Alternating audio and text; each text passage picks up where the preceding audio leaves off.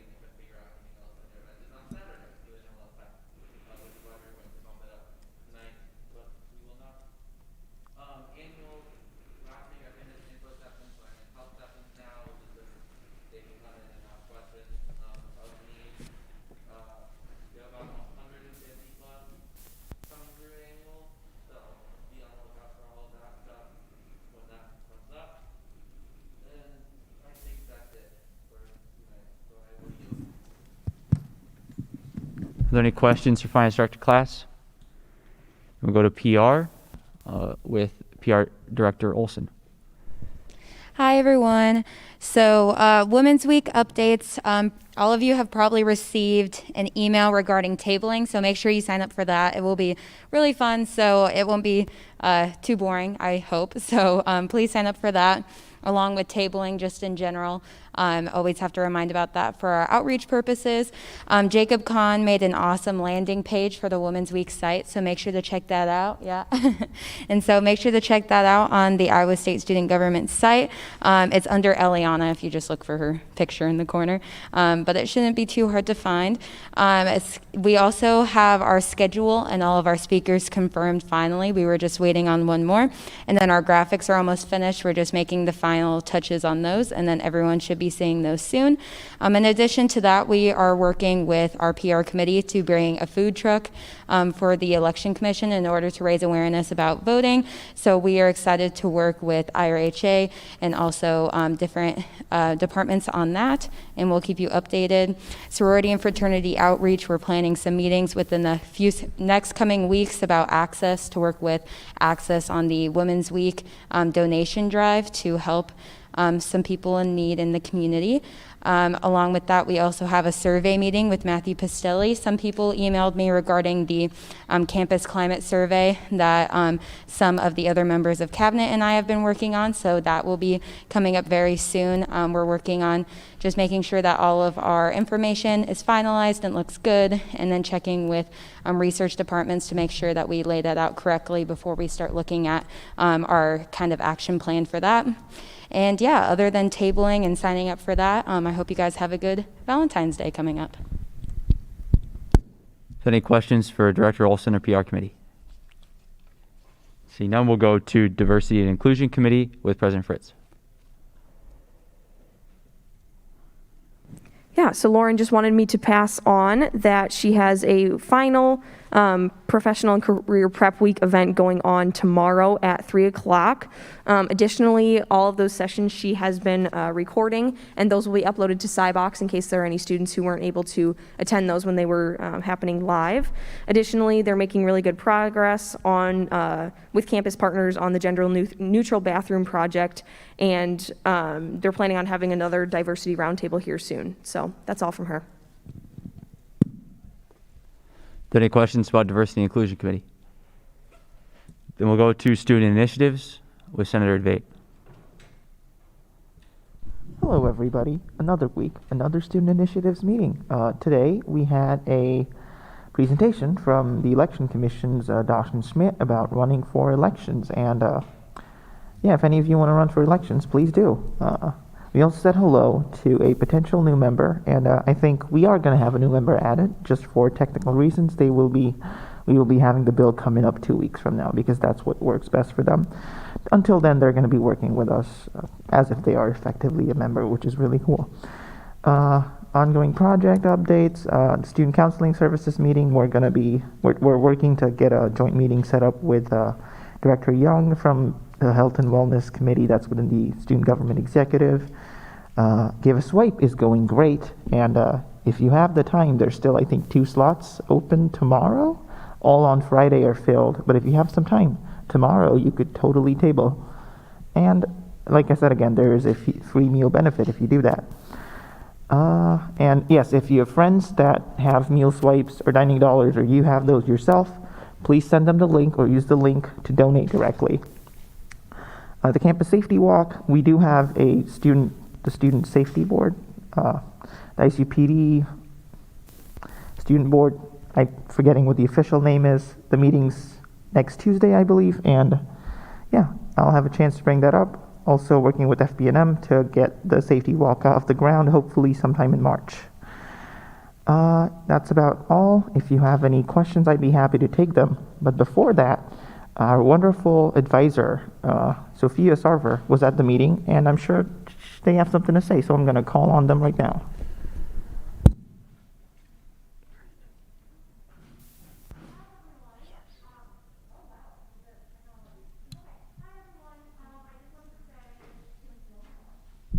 Technically on.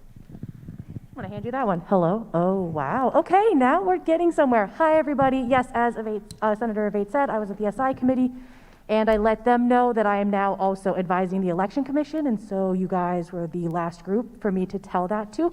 Also, if you are in charge of a committee, if you could please email me your time and date of committee, I would greatly appreciate that.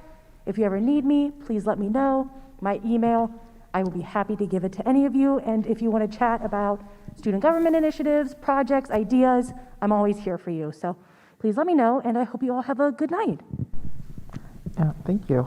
And I know I talk really quickly, but that's just to save time. I'm not scary, I promise. If you have any initiative ideas, please do reach out. My email's on the listserv, on the MIS. It's also on the student government info page. So yeah, please do reach out, and let's help make campus better for everyone.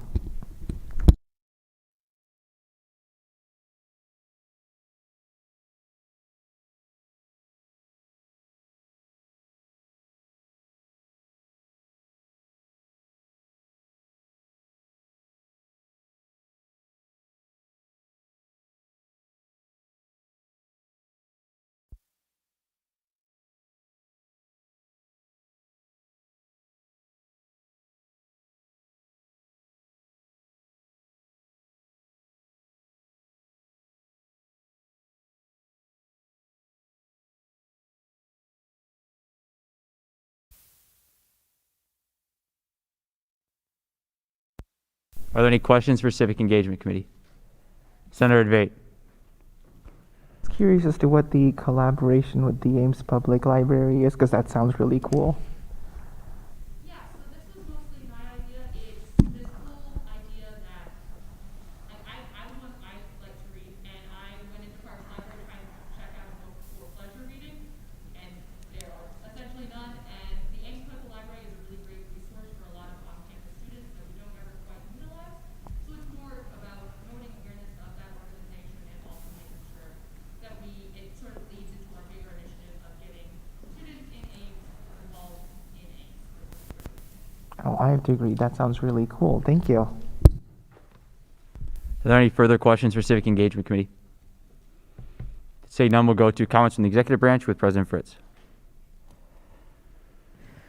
Hello, everyone. Happy Wednesday. So Vice President Schroeder and I had a meeting with the Provost and Vice Provost this week regarding winter session. Basically just improvements and considerations to be made in case, winter session is still a thing next year. It turned out to be very successful based on the numbers. The drop rate was lower than a normal semester, and the grade distribution was higher than a normal semester too. So it ended up being really successful. Over 90% had positive reviews. So it really is something that will probably, continue into future years as a way for students to keep themselves busy over winter break or, finish up a few credits before graduation. I also just finished up an IT meeting with GPSS. We basically just talked about Workday student printing credits and whether the university should transition in a direction of Microsoft Office or Google. So if you are particularly concerned about either of those, please let me know. We also had another family-friendly study space in the library room, and we're working with GPSS to potentially bring them in for funding of partial, part of it. Another academic continuity work group meeting. In that one, we kind of discussed what does life look like at Iowa State after COVID. I think that we've seen what works and what doesn't work, and the entire situation has allowed us to see some new ideas and potentially make some improvements for life after COVID. So that was a really interesting conversation. And if you have any ideas regarding that, things you've liked that we've had to do over these past few months, please let me know. And then finally, we had a meeting with Director of Government Relations, Cassie Bond, and Vice President Schroeder. So we met with Sophia McGill, who's the government relations individual for the university. So we talked about, Big 12 on the Hill with her and what our plans were for that, how we're going to try and collaborate with the other schools, likely a virtual situation there as far as working with other schools. So are there any questions for me? Great, thank you. Are there any questions for the executive branch? Seeing none, we'll move on to regular business. First, in external matters, then external matters 2020-3-045F, funding solar-powered recycling compactors, and that is with Senator Anderson. Hello, everyone. Like I said last week, this is a bill to fund 6 solar-powered recycling compactors, and the amount and location has by Facilities Planning and Management, President Fritz, and Director of Sustainability, Seth.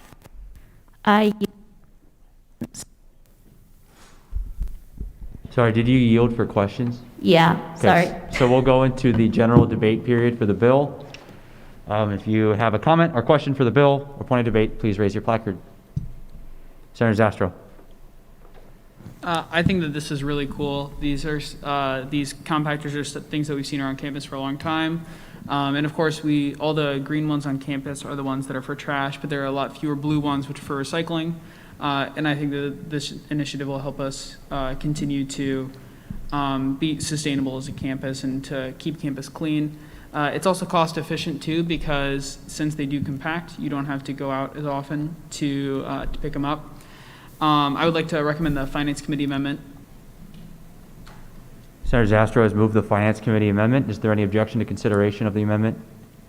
Seeing none, we're on debate on the amendment. Senator Zastro. This is just a technical fix. It's adding a place that the money would be transferred to. I'll call the question. Going to call to question second. Any objection? Seeing none, we'll do a placard vote on the amendment. UC? Going to call for unanimous consent. Is there any objection? Seeing none, Finance Committee amendment has been approved. Senator Zastro, back to you.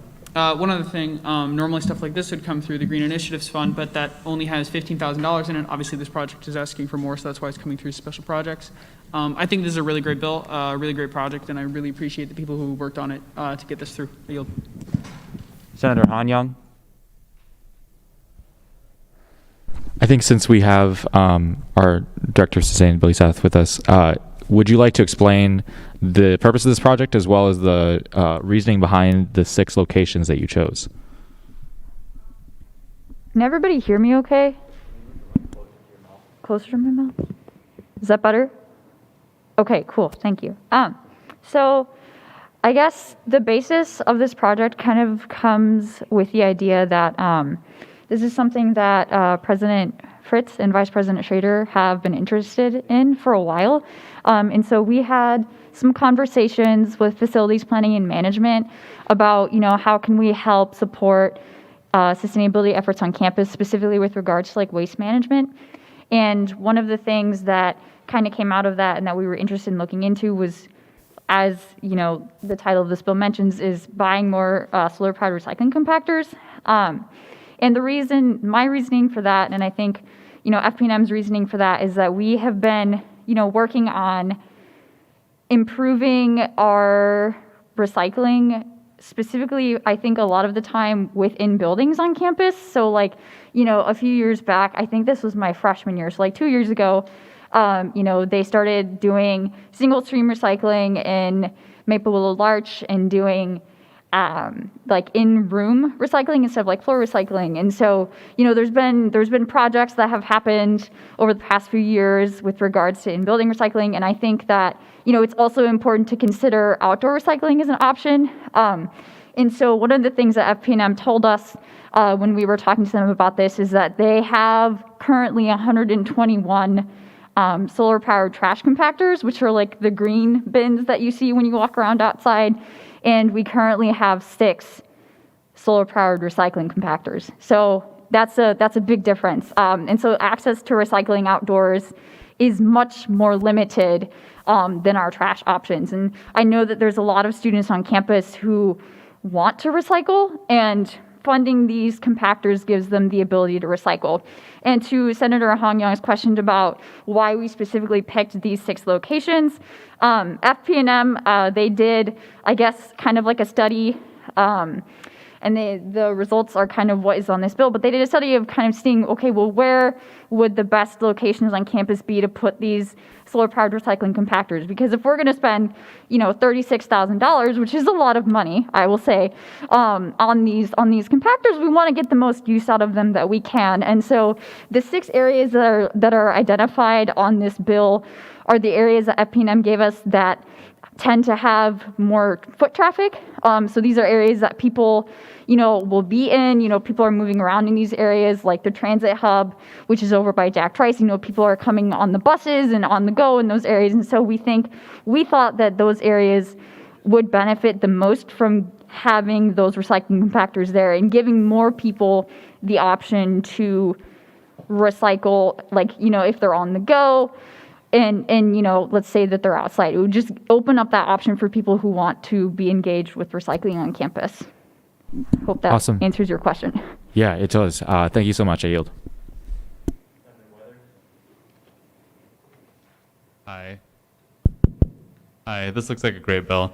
The only concern I could possibly imagine is it difficult to separate trash from recycling once it's been compacted? Have these locations been chosen in such a way that people would be unlikely to put trash in a recycling bin, something like that? Directed at me. I guess so. Yeah. That's a good question. I hadn't really thought about that much, but one of the things that I will say is that I think that the way that, I guess, the signage is developed for these bins will help kind of mitigate any contamination that might occur with them. So I'm not really sure if any of you have seen what the recycling compactors look like on campus, but generally the trash compactors are green and they have like a little side decal with green, with a green color on it. And then the recycling ones are kind of this bluish color. And all of the ones that I've seen on campus that are recycling compactors, they have text on it saying that this is a recycling bin. So basically making sure kind of putting clear signage on it to help mitigate that. And of course there are probably still going to be instances occasionally where people, contaminate the recycling stream by putting trash in there. But I mean, hopefully that signage mitigates that to some degree. But to answer your question about whether or not it's difficult to kind of remove that contaminating trash out of the recycling once it's in there, I'm not really sure. I don't really know how to answer that question. I would assume it's difficult because they kind of push down the trash. It's a compactor, but I'm not 100% sure about that. Okay. Yeah, thank you for answering that. If anybody else has any more information on how these exactly are going to work or how the recycling program works in general, feel free to speak up, but thank you. Senator Advait? Yeah, hello. So again, this sounds like a great idea.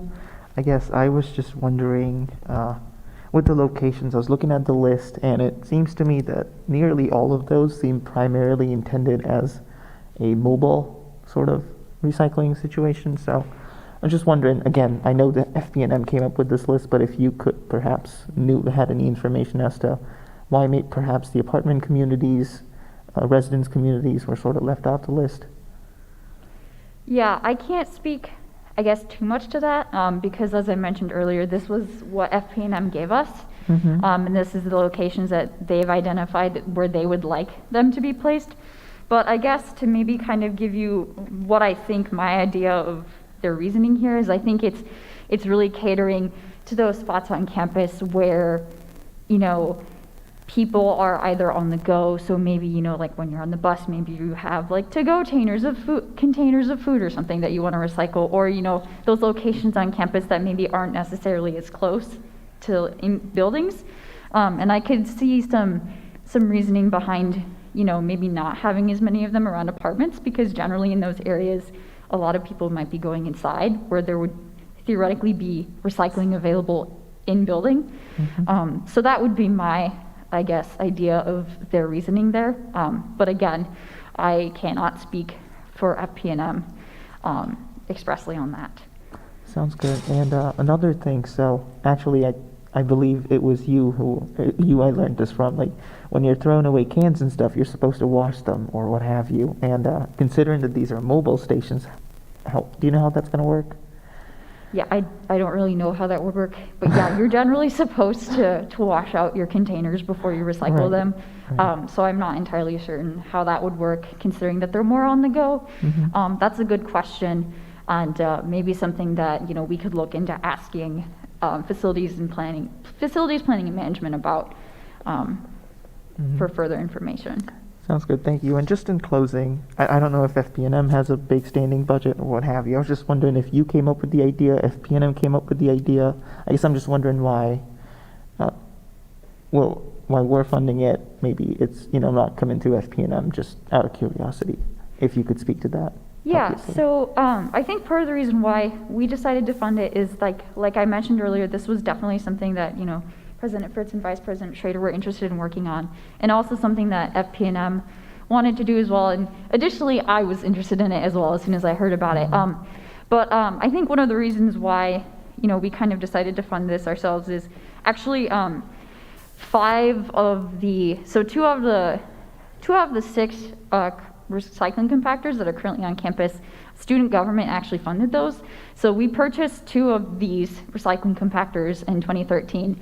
And so, we kind of have this history of partnership with facilities planning and management and kind of helping to support their goals for sustainability, which, again, kind of stems from what the students want to see with regards to sustainability on campus. And so I think that a partnership and collaborating with other campus organizations to help promote sustainability is a very wise choice in collaboration. And I would say that that's primarily why we did that.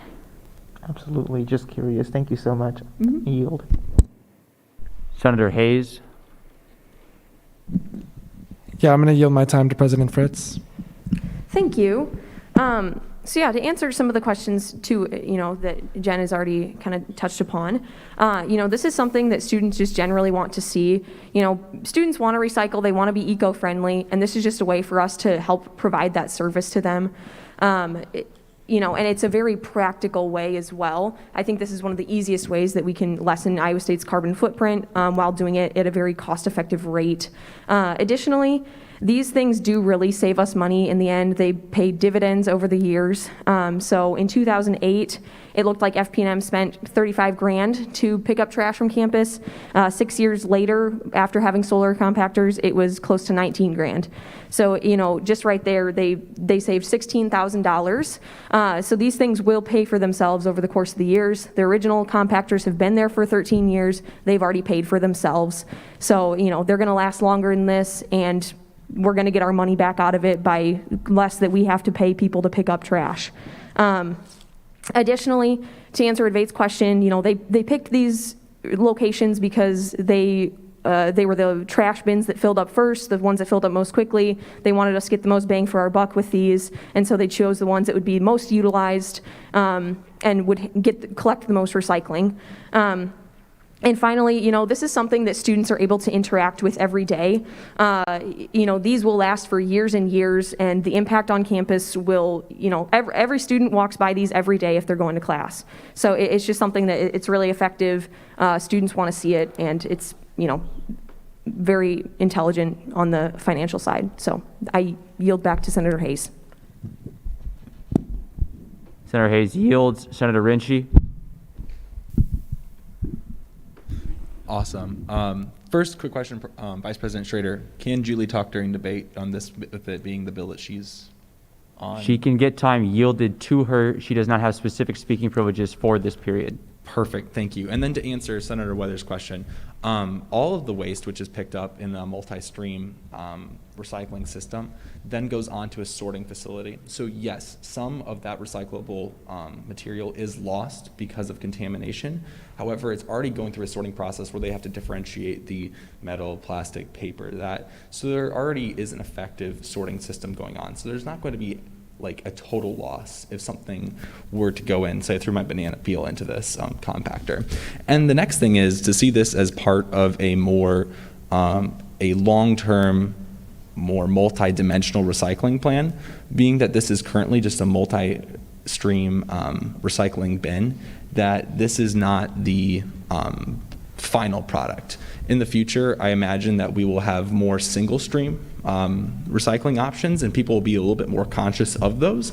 However, this is a great way to go through those bridge times, because when I think back to living in Germany, multi-stream had kind of been their transition into single stream, which was everywhere. And so I think that we should support this as a way for us to make our way to a final product where we won't have to worry about that contamination so much, but this is a great bridge. Does that answer your question? Awesome. Thank you so much. I yield my time. Senator Advait. Yes, mostly just something I forgot to ask earlier. So I'm guessing even if these are installed, they should be movable, right? If we find out they're not getting as much traffic as we anticipated. Yeah, they should be movable. One of the things that is included in the cost, that's $6,000, is there's an installation fee. And so, you know, and that varies by location, obviously, depending on where you're putting them in. But, you know, they'll put down like concrete and things like that just to make it a lot easier for people to access those bins, should something be wrong with them or if they need to be moved or replaced or something like that. So yeah, they should be able to move. Sweet, thank you so much. Call to question. It's been a call to question on a bill and a second. Is there any objection to voting on the bill? Seeing none. Senator Anderson with a closing statement. All right, hi again. Oh. Maybe not. Hi again. I just want to comment on something that Hans said, go off of that. All of our recycling goes to a facility in Des Moines, and FP&M wouldn't have wanted these 6 new recycling compactors if it wasn't working already. So if this facility couldn't handle any contamination within the compaction, then they wouldn't want them. Another thing is we have some big sustainable goals as a university, and I really think it's important that we take part in that as student government. And I think that these recycling compactors will just further our direction towards that. So I yield. That we will do a roll call vote. Please vote yes, no, or abstain. Adegarla. Advait. Yes. Anderson. Bender. Emery. Fahim. Goff. Gonzalez. Hanyang. Hayes. Klaptauskas. Lona. Ludwig. Mass. Pfeiffer. Rinchie. Schulte. Springer. Stevens. Weathers. Young. Zastro. Miss anybody? Then with a vote of 22 to 0, this funding request passes. Now move on to 2020-3-075 SA, approving a new lectures committee contract with Speaker Ludwig.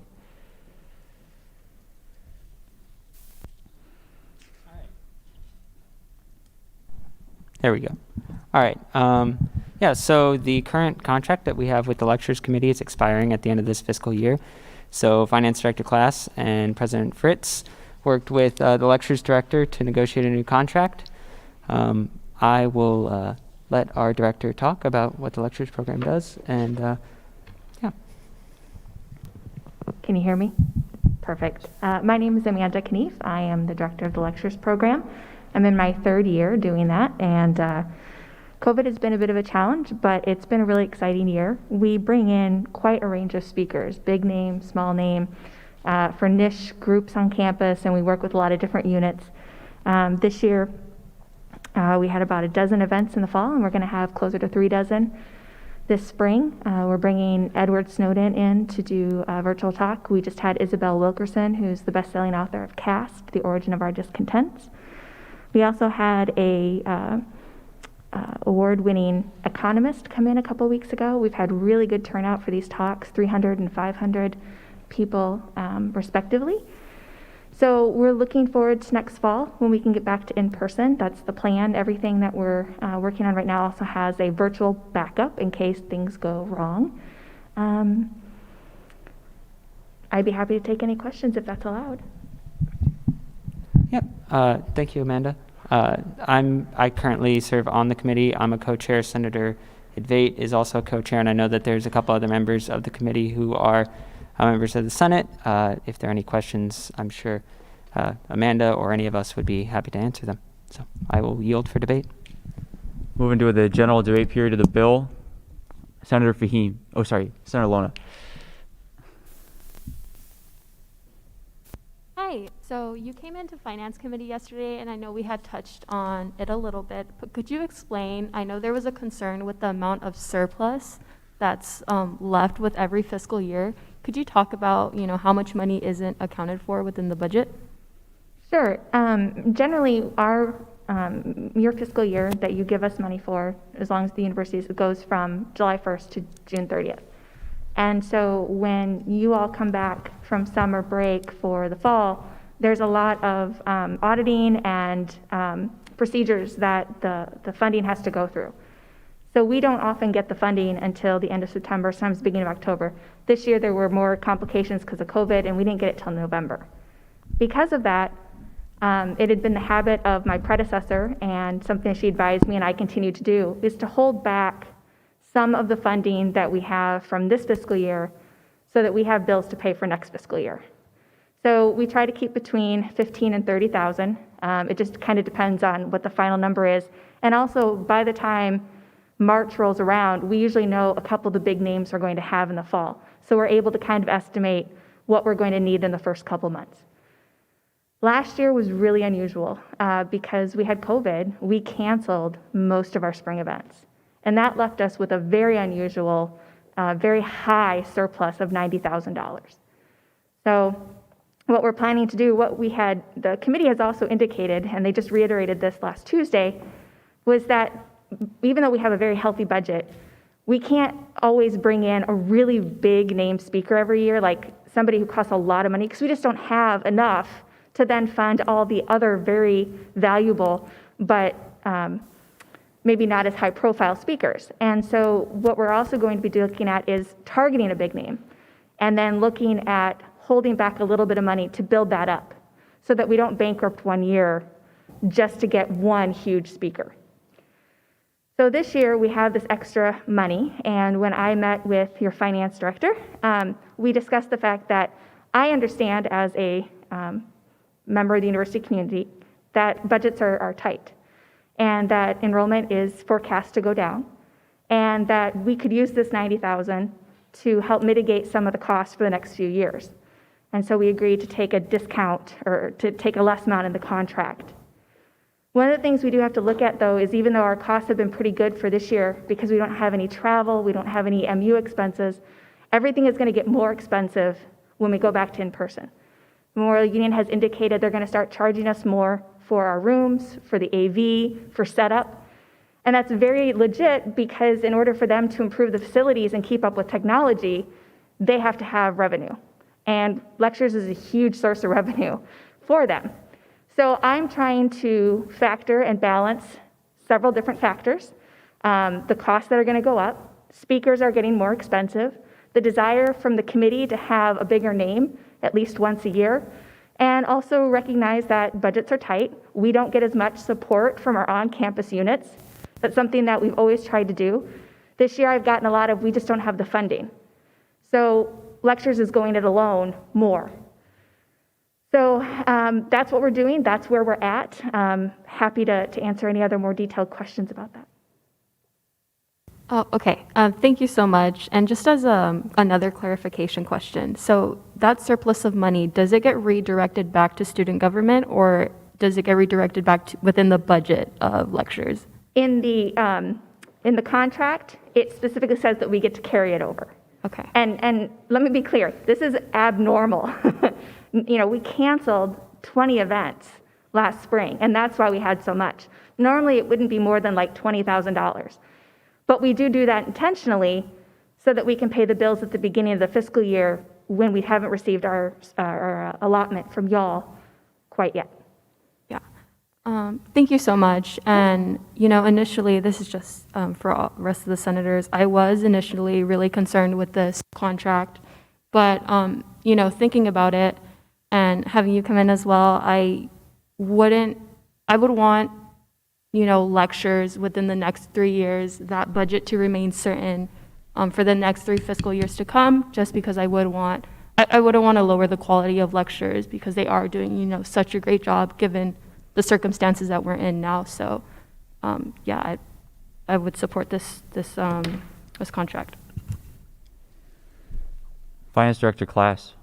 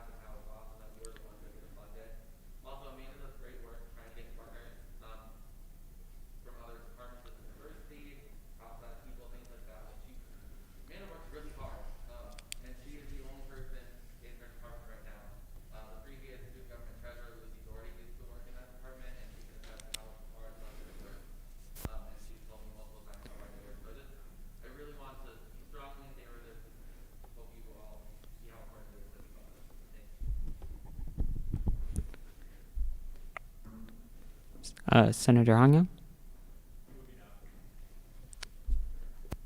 Senator Klapatoskis. Financial director class, I had a few questions for you. So I didn't want, it was kind of hard to read in the minutes, but I understand there was some concern of the current layover they have of that $70,000. That combined with the $150,000 per year, was the concern that that far overshot what they have previously returned in their contracts in previous years? Like, do you have off the top of your head how much per year they got, like, say, 2015 through 2018 pre-COVID?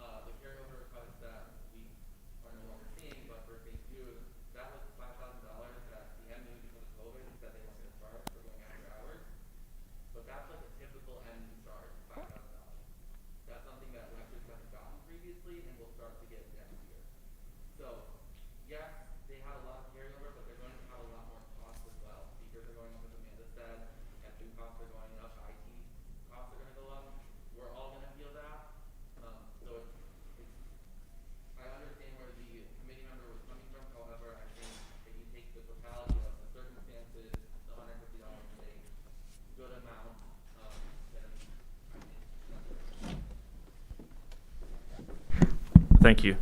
I'd like to hear from other senators. I love the lectures program, and our organization has gone through it, and I think it's phenomenal, and they bring in really great names.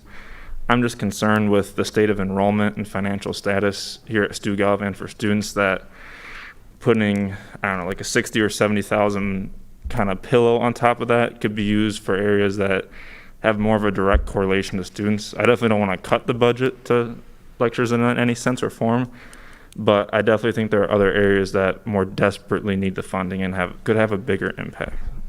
I yield. Senator Han Young, have you gone? Sorry. Yep. So I'd just kind of like to reiterate the point that Finance Director Class, others have made about lectures and the importance of it to Iowa State. I've had the privilege of working as an AV tech for the past couple of years here.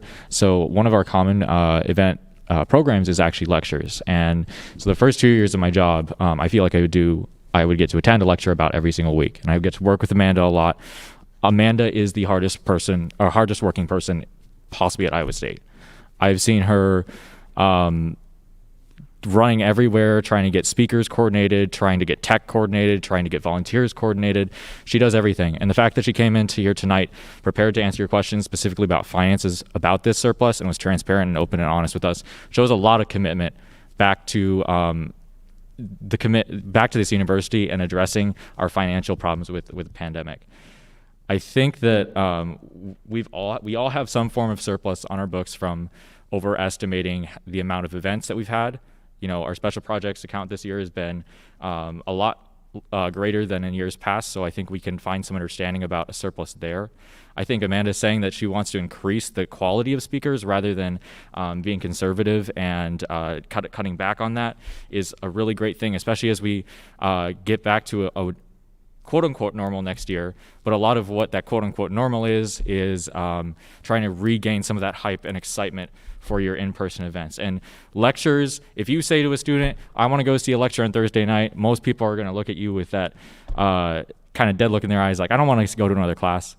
But it's not that. It's really like anything from your major area to learning about how animators and Disney films make the screens. We had an animator from Coco come in one year. That was just amazing. Musicians who have come in before to talk about their identities. So it really just ranges. And then finally, I think the impact that lectures has almost can't be quantified with money, because the amount and range of people that it touches. So it's not just students, it's not just faculty, it's researchers and peers from other universities and institutions across the nation. It's people from our own Ames community, from our Des Moines community, from Iowa. We have elected representatives coming here sometimes, and they bring in a crowd. So it's not just us as students who get to benefit from lectures, it's everybody who's connected to Iowa State. So I think that when we want to debate about this surplus and these financial numbers, that's good, and we should definitely take those details into account, but they're already cutting their budget, and they're already showing transparency with student government to make this program better for the future, and I think you couldn't ask for more, so I'll yield. One quick, I just wanted to say, dance marathon starts at 7, so if there's music coming in from the walls, that's what's going on. Senator Debate. Yeah, to start off, I'd like to thank Director Class and all the other senators that have been sharing some really important info about the committee. Just my 2 cents here. I've had the privilege of working with Amanda for almost 3 years now. I joined the committee as a freshman, first semester actually, so very early in my college career. And I can tell you, Amanda, the committee couldn't be in any better hands than it is with Amanda. She's on top of everything. Yeah, so any concerns you might have, I highly recommend directly asking Amanda those questions, because she can address all of those points really well. Now I'm gonna just to talk about the contract, I guess. We were at 160, we're going down to 150, and we're very clear in that we want this to be a 3-year contract. So by the time this expires, first of all, we won't be skipping a full 4-year class, and secondly, the 2008 financial, Amanda talked to me about this, and I'll give it back to you if you want to add anything. But in 2008, when we had the recession, we had sort of a baby bust, I think is what they call it. I'm not sure what the term is.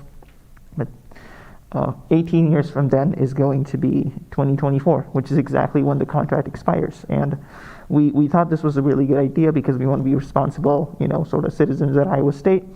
And again, we're going to have a chance to address this contract once more as we get to that drop in declinement caused by the reducing population, the demographic that generally attends college. And just to add in my personal observations, I think everyone at some point has something they associate with the lectures program. For me personally, I think we had Captain Scott Kelly come in last year. If you've heard about the identical twin experiment NASA did, that's one of the astronauts involved. And, for me, a lot of my aerospace engineering friends, that was really, really cool. You also cannot, there's so many people from the community that come in. They're going to see that, maybe there's someone who's a high school student that comes in and they're like, this is really cool. I think I'm going to, it reinforces their aspirations to be an aerospace engineer or what have you. And I think we had hundreds, maybe even more than 1,000 people in the auditorium. This was before COVID. So again, great program. I appreciate the concerns people have, but I can assure you that this is really going towards a service that a lot of people in Iowa State, and not just Iowa State, but even all across the country, I think it's a really great program. And yeah, Amanda, if you have anything else to add, please. Sweet. Yeah, that's all I have. If you have any questions, please do reach out. But I can assure you that this, if there is a program we should be putting all these resources towards, I think this is one of those. And just in closing, yeah, I think that's all I have. I'm going to yield. Thanks. Vice Speaker Gonzalez, who is up, Amanda, she's over here. Yep. Hi, I'm sorry, I'm over here. No, I think that this is a perfect example of how we should trust. So Amanda is trusting student government. Like she said earlier, you know, once we get rocking and rolling in the fall, student government allocates that money in the fall, November time. So Lectures is trusting us to get them their money in the contracts.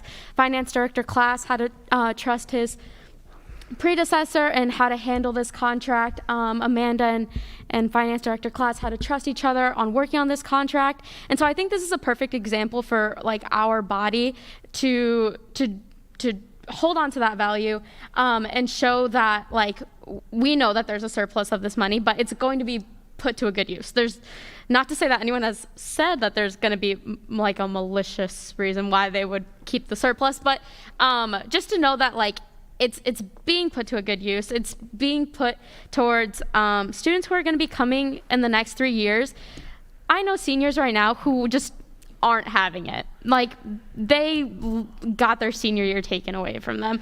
And so when those students do come to Iowa State, they're going to want to be looking for quality stuff to do. And I think us being able to pass this contract now and have something for them to look forward to within the next 3 years is going to say a lot about the university. So I would just say vote yes on this contract. I yield. Senator Stevens. Permission to add Senator Lewis to the attendance. There's been a motion to add Senator Lewis to the roll. Is there any objection? Without objection, Senator Lewis has been added. Okay. Senator Stevens yields. Senator Zastro. Yeah, so I think that all of us here really appreciate the work that Lectures does. I would like to address the comments that Senator Klapkowskis made on the matter of the finances.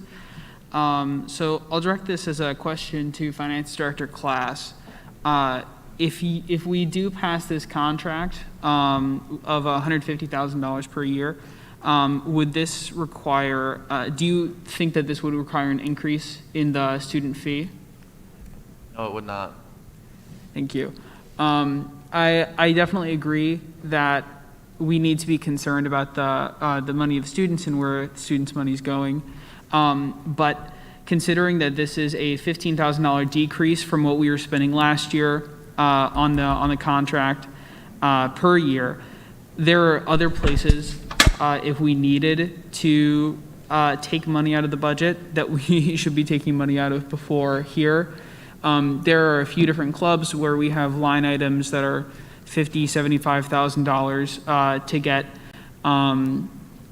rentals and to get speakers to come as well, and that's talking about 1 or 2 people. I think that the stretch that Lectures can get with the same amount of money will provide more events that'll have more and more people coming, because they are a really professional organization who does really great work on campus. So from a financial perspective, as somebody who's been in the budget balancing session, I can say confidently that I think that this contract is something that we not only can handle, but I think we should really embrace. I yield. Senator Emery. Hi, thanks for coming. Just to put this into perspective, how much is your average speaker? How much does that cost for Lectures to bring like an average speaker in? We have no average speakers. We have amazing speakers, and it really varies. I mean, we have a series this year from the Latina studies, and we're not paying anything for that because they're all on campus. We're paying 5 figures for Edward Snowden to give us a personal lecture about why your generation has given up its digital privacy. So it just depends. I negotiate really hard to get the numbers down. I always ask for a university discount. We do reach out to other groups on campus that would have an interest to try and get support from them. There's really no good answer because it goes from 0 all the way up as high as you can imagine. We just don't usually go very high because we try to make sure we can fund everybody. My goal is to spend all your money. That's my job. And so the fact that we have this big surplus is just a fluke. Because other than that small little bit that I carry over to make sure I can pay the bills in September and October, my goal is to spend it all. That's the whole point, is to give the students and this community as many high quality speakers. And, you know, we had a speaker a couple years ago and 30 people showed up. But they were so excited about the speaker. He was an astronomer. And they kept him here for 2.5 hours, asking him questions. And he was loving it. And that's the beauty of lectures. University of Iowa has a limited program. And they only do 1 or 2 or 3 big speakers a year. And it's somebody general. We get really specific. I mean, any club can come to us. And I've done a lot of outreach to clubs to get them to tell me, who do you want? And even if only a few people show up, it's worth it, because that's the whole point of lectures, is to bring in those experiences and those people to give their testimony and to talk about how they got where they are or their newest research.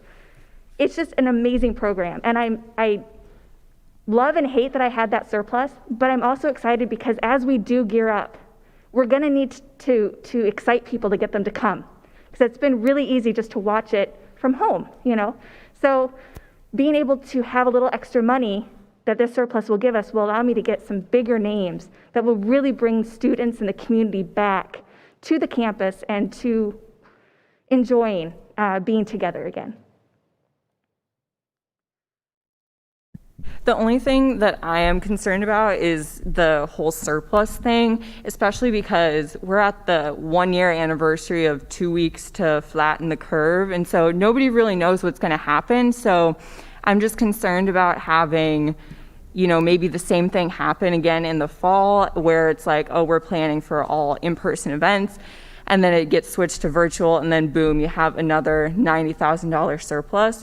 So, but that's out of our control. You know, there's really nothing we can do. So thanks for coming in. I yield. Senator Rinchie. All right, thank you again so much for coming in here tonight. And it seems that we're all on the same page that the lectures program is absolutely something that we want to support in this room. And I hear you on your concerns about, you know, what happens if we continually build a surplus. And so I want to direct a question to Finance Director Class. Could we rewrite the contract in a way so that if we know what the surplus they want to maintain is, which I believe you said is about $30,000, is that correct? Thank you so much. If we would have this year's funding plus a surplus in an account which kind of functions like a bucket at $180,000, and every year for the next 3 years, the student government refills that bucket to $180,000, no matter what's previously in the account, would that be a suitable solution for us to maintain enough money for them, while in the event of a year where they're not able to spend all of that, we're able to reallocate those funds accordingly?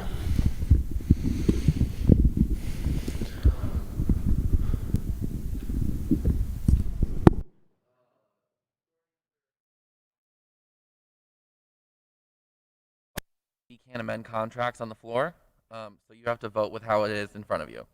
I will also say if amendments at some point are needed, like in the future, in the next couple of weeks, we'll probably have an amendment to a previous contract for basically this exact thing. Like, they had a surplus, they're not going to use this year, we're going to amend it so that they are a very different situation, obviously, but they're just going to amend it so that we give them basically to fill them back up to the $100,000, and then we're going to do a carryover for the rest. That's possible by, if you look at the contract number 7, we can do amendments as we see fit. They have to be obviously agreed upon between student government and lectures and then passed via bill. That's our way to do that. That's our way to make sure that we are able to fluctuate. That's also why we went with the 3 years, because you know, having, as Amanda talked last night in our finance committee meeting and in the meeting with me previously, having the ability to know that they are going to get funding for 3 years, they can plan out in advance. They can get people before they're booked. If we do a 2-year thing, that gets shorter, 1 year even shorter, but then also going longer doesn't work, because then we don't have that fluctuation with enrollment. We don't have the opportunity to come back and cut it to $150,000 instead of $165,000. To circle back to your answer, yes, we could possibly do that, but we can't do it with this contract. It would have to be something different, and I think this contract works because of the provisions that we have in there, and the trust that we have with lectures, and the reporting things to that. Like, they have to tell me or the finance director how much they're going to carry over. They have to come and give a presentation to Senate. All these things have to happen so that they're connected with us, so that they're connected to the students, they're connected to student government. So I think, again, circling back and getting a little bit on tangents, but yes, we could do what you're asking, but I think it would be a little more difficult than you envision. Yeah, and I could envision us making that contract last 3 years. So we say for until 2024 that we actually will maintain that 180,000 proposed limit, and then I just feel like that would kind of settle some of the questions that we have in the room, and it would enable us to maybe have a more comprehensive but also just as stable of a plan in place. So I'd love to hear some of other people's thoughts on that, and I'll yield. Thank you.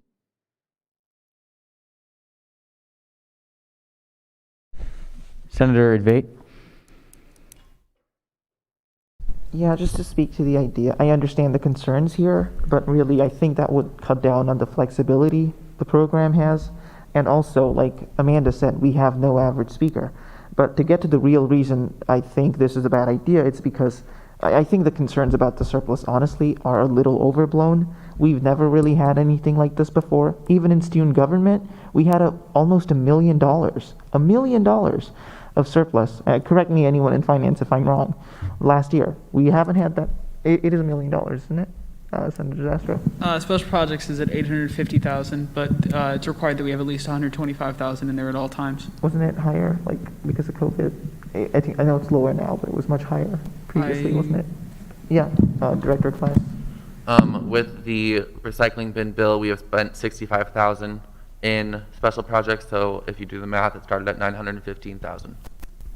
Okay, right. So I don't think we've had that high of a surplus for years before, and we're probably not going to have that again, unless we're going to have something like COVID again, which I think is fairly unlikely. At least I hope it is. So yeah, I mean, it really is a once in a lifetime thing what happened last year. At least I firmly believe that, and history would bear me out, I believe, on that. So I don't think there's really any need to draw this out any longer. And I know Speaker Ludwig had something to say, but so I'm going to pose a question to him. Yeah, all I was going to say was that I think that, although I understand where Senator Rinchie is coming from, I think the amendment process within the contract gives us the flexibility we need to deal with if some, crazy thing happens in the next couple of years. I think this is a unique situation that kind of happened right at the end of one contract moving into another. So I think the amendment process we have works, and doing something else like that might be overcomplicating the situation. So that's all I have. And Amanda, if you had anything to add.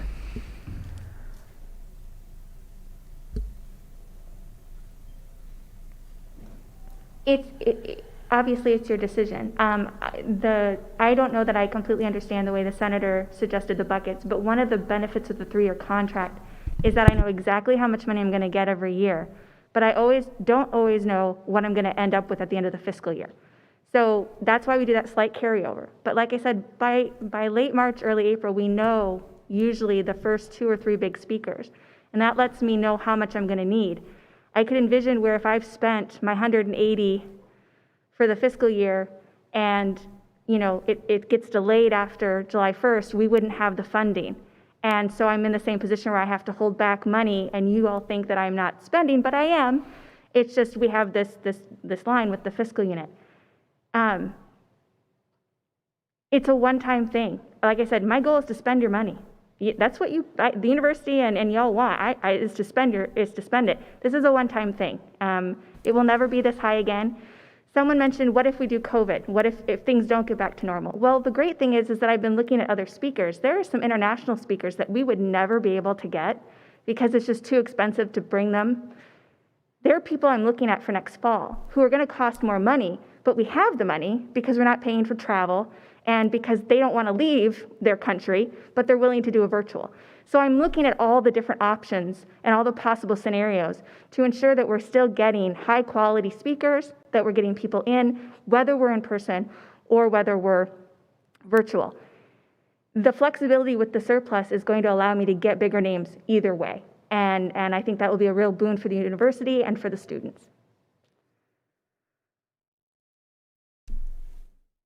And before I yield, just to reiterate Speaker Ludwig's point, that was a fantastic point. We still do have the power to amend the contract in the future. So, this doesn't have to be an end-all be-all. We can work with lecturers. Let's say if we have something like COVID again within the next 2 years, I guess we can revisit this if the Senate really feels like that is something we need to do. And one last thing, we deliberately did leave it at 3 years because 30 seconds. 30 seconds, okay. Because that is a sufficiently short period that we're going to come back, we're going to revisit the contract, we're going to look at it in regards to enrollment and any changing circumstances as will be. So with the flexibility that we do have, I think this is great as is. I'm going to yield. Senator Zastro. I would just like to say, Senator Rinchi, that's a really great idea that you have, and I think it's a really creative solution. But the way that we distribute money, the big picture bill that we'll see coming up in a month or so, we need to know how much money we're distributing into the contracts account so that we can fulfill those contracts as soon as we get the money in the fall. But since lectures continues to make contracts between when we would have to write that bill and when the money would be dispersed, it'd be really difficult to have that kind of refilling to a cap. And that's a really good idea, but I just don't think it works the way that student government does funding. So that's all I have. I think that this is a really good contract. I really hope it passes. I'll call the question. The call to question is second. Is there any objection to moving the bill? Seeing none, Speaker Ludwig with a closing statement. Yeah, I just want to thank everyone who spoke up on the bill. I appreciate the concerns that have been brought forward. I know the surplus can be a really weird thing to look at.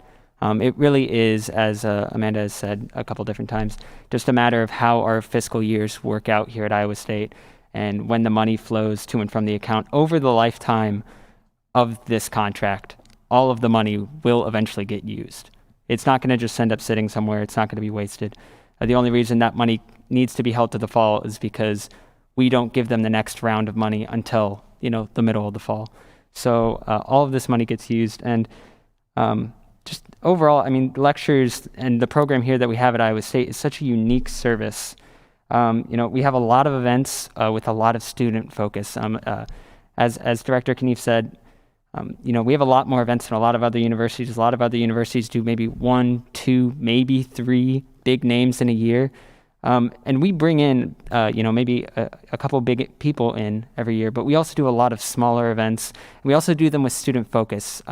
Amanda works really hard to bring in all kinds of student groups and different perspectives to find lectures that students want to have. And we also have a bunch of students who serve on the lectures committee. One of the great things about this contract is, yes, we're giving this money to lectures, but almost, I think a majority of the student representatives, are from student government, but a majority of the representatives are students on the committee. Students end up making the decisions about what happens with this money. Amanda helps find and bring speakers, and we work with student orgs to bring in different people. Whether it's art, politics, science, culture, history, we bring in all kinds of perspectives from all sides of the aisle. And I think this is just such a fantastic investment for us to make, and it's an investment that we made for a really long time. I'd hate to see anything happen to it. I really encourage you all to vote yes on this contract. I'll yield. Moving to a roll call vote. This vote requires 2/3 of present senators to vote for approval. Atagarla. Advait. Yes. Anderson. Bender. Emery. Fahim. Goff. Gonzalez. Anyang. Hayes. Klaptauskas. Lona, Ludwig, Mass, Pfeiffer, Rinchie, Schulte, Springer, Stevens, Weathers, Young, Zastro. Is that everybody? The vote of 21 to 1 to 0, this contract is approved. Thank you so much. Now move on to 2020-3-076 SA Student Legal Services Contract with Senator Zastro. Yeah, so we got another contract. So just as a little background, so as class is walking up there, I'll kind of explain the situation. So Student Legal Services provides legal advice from actual lawyers to Iowa State students. We are the sole funder of Student Legal Services, and we have been for, I believe, their entire existence. Is that correct, Finance class? 5 years, but I think it was a contract previously, so it was, yeah, we have been. Yeah. So how we've funded them previously is through the annual allocation process, which means that every single year we've seen this gigantic budget that has the salaries of 2 attorneys and their clerk, which also includes their rental spaces and IT costs and maintenance for their computers. So instead of funding their salaries through annual allocations every year, we thought it would be nicer for them if we could give them some stability by giving them a contract for 5 years. And I will yield to Finance Director Class to talk about the details of it. Yeah, so I'm up here tonight because Student Legal Services is off campus this entire year. They just don't feel comfortable with COVID. We were trying to figure out Zooms, and there was just short communication there. So I'm here instead, but I will say I have been in like 10 meetings about this contract over the past 3 months, so I could say I'm pretty versed in it. I'm just gonna hit some key highlights before I turn it back. So you will see that there are 4 tables. Nope, that's a lie. I'm looking at the wrong draft. So there's the total allocation, salaries and benefits, and rent. Salaries and benefits covers all 3 employees of that. Their salaries are set based on university policy, federal guidelines, and state guidelines. They don't get a say in that. If you read the minutes from Finance Committee, they say they didn't have a lot of say in the contract. They don't have a lot of say in the funding that they receive. They had a lot of say in this. They were in all the meetings with me and on all the emails. What they don't have a say on is their salary, because that's set by the university dean of students office. Second thing I want to point out is the rent. They are currently in a basement office down that way, kind of across from the M shop. If you go down into the stairs, they're down there. It's a very small office. They don't have places to meet privately with their clients or like a waiting area. So that's like kind of unfortunate and uncomfortable for them if they're trying to have a private meeting. There's not really a space for that. And that's just like, attorney-client stuff. So they are going to move upstairs to one of the renovated floors once those are done, and that's why their rent is going up, because their space is tripling in size. So it was previously $6,000-ish for rent, and then it will go up, obviously, as you see, into like $24,000. That's because that's what the MU has for their proposed rent at this current moment. I am happy to answer any questions about this contract. And yeah, I will be done and yield back to Mason. Yeah, so one more thing. Their contract, Student Legal Services, their services are free of charge to students, which is a really amazing resource that I don't think all universities can say that they have. And last thing, so this is a really big contract, but since this isn't coming out of annual allocations, this doesn't actually impact the balance of the budget, because it'll be $300,000 more in the contracts account and that much less in annual allocations. I yield. Moving to the general debate period for the bill. Senator Vate. Yeah, it sounds like a great contract. I just had a few questions for Director of Class. why is the rent going up every year after FY23? Is that just because of university mandated, increases to adjust for inflation and stuff? Yeah, so how we planned it and how the MU kind of talked to us about it is that typically rent goes up each year. It's just what happens. Similarly, the salaries go up, as you can see. The rent is going up every year because we did 3% because that's kind of the estimate of how much it will go up from the MU. As you can see, for number, where is it at? Oh, yes, number 8. All unused funds at the end of the fiscal year will be returned. So obviously, if rent doesn't go up that percentage amount, it comes back to us in special projects. Oh, sweet, thank you. And when you said the rent was $6,000, did you mean 12, or is it going 6, 12, and then 24? This year's rent was $6,000. Okay, so it's 6,000 for this year, and it's going up to 12 next year, and then it's doubling again to 24? Yes. So why that's happening is because they have an expected move-in date of March 1st of 2022. Okay. So then they'll start charging the higher rent then. Gotcha. That makes perfect sense. Thank you. Just wondering. Yeah. Yep. And just a question. Did you have a representative from Student Legal Services, or because I see we had a program, I was just wondering if they were around. The whole thing. So the program was planned by me where I neglected to tell Student Legal Services they were our program. It was one of the things rolling around in my head that just fell out. Secondly, they were going to try to do Zoom tonight, and we got it figured out, but in too little time for them to get on. So that was just by way of the meeting and just time restraints, I guess. So I am representing them tonight. I have emails from them saying they feel very confident in me representing them, but if they have questions, I know they'd be happy to answer them. Paul Johnson, Mike Levine, and Debbie Carter. No, absolutely. And do you know what the usage, by on-campus students is of this service? Yeah, so I have reports at my apartment, but I do know that they served about 300 students between July 1st of 2020 to December 31st of 2020, anywhere ranging from DUIs, divorces, name change, all that stuff. They're very full service.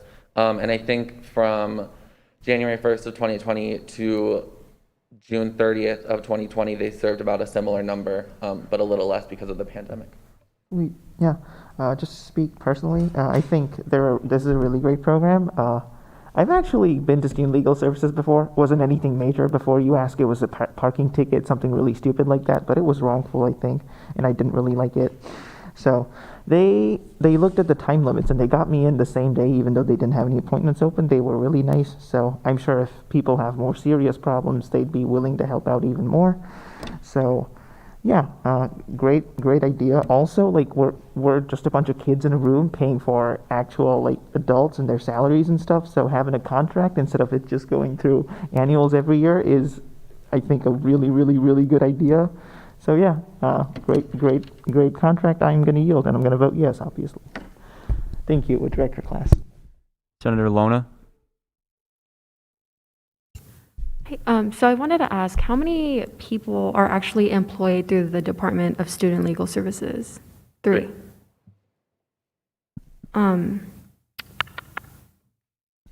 Okay, I'll yield for now. Thank you. Going to call to question is second. Is there any objection? And seeing none, the debate period is closed. Senator Zastrow with a closing statement. This is a really great group that does a lot of good for the campus. It'd be really nice if we did a little good for them and didn't make them come and sit in our tiny room every year for the next 5 years. I yield. Now moving to a roll call vote. We say yes, no, or abstain. Atagarla. Idvate. Anderson. Bender. Emery. Fahim. Goff. Gonzalez. Hanyang. Hayes. Hurley. Oh, sorry. Hurley's not on the roll. Klaptowskis. Lewis. Lona. Ludwig. Mass. Pfeiffer. Rinchi, Schulte, Springer, Stenzel's not on the roll either. Stevens, Weathers, Young, Zastro. Miss anybody? And with a vote of 23 to 0, the contract is approved. Move on to internal matters, general orders 2020-3-046Y, Iowa Judicial Code of Conduct update with Senator Springer.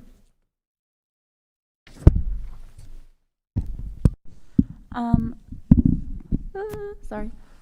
Yeah, so like I mentioned last week, going through the bylaws, we realized that one of the Iowa court rules that we had referenced didn't actually exist. So we're just changing it to one that doesn't exist to one that does. Yeah. I yield. Here we're on the general discussion period of the bill. Going to call to question and a second. Is there any objection? Senator Springer with a closing statement. We're going to do a roll call vote after I mark on the new sheet who's all here.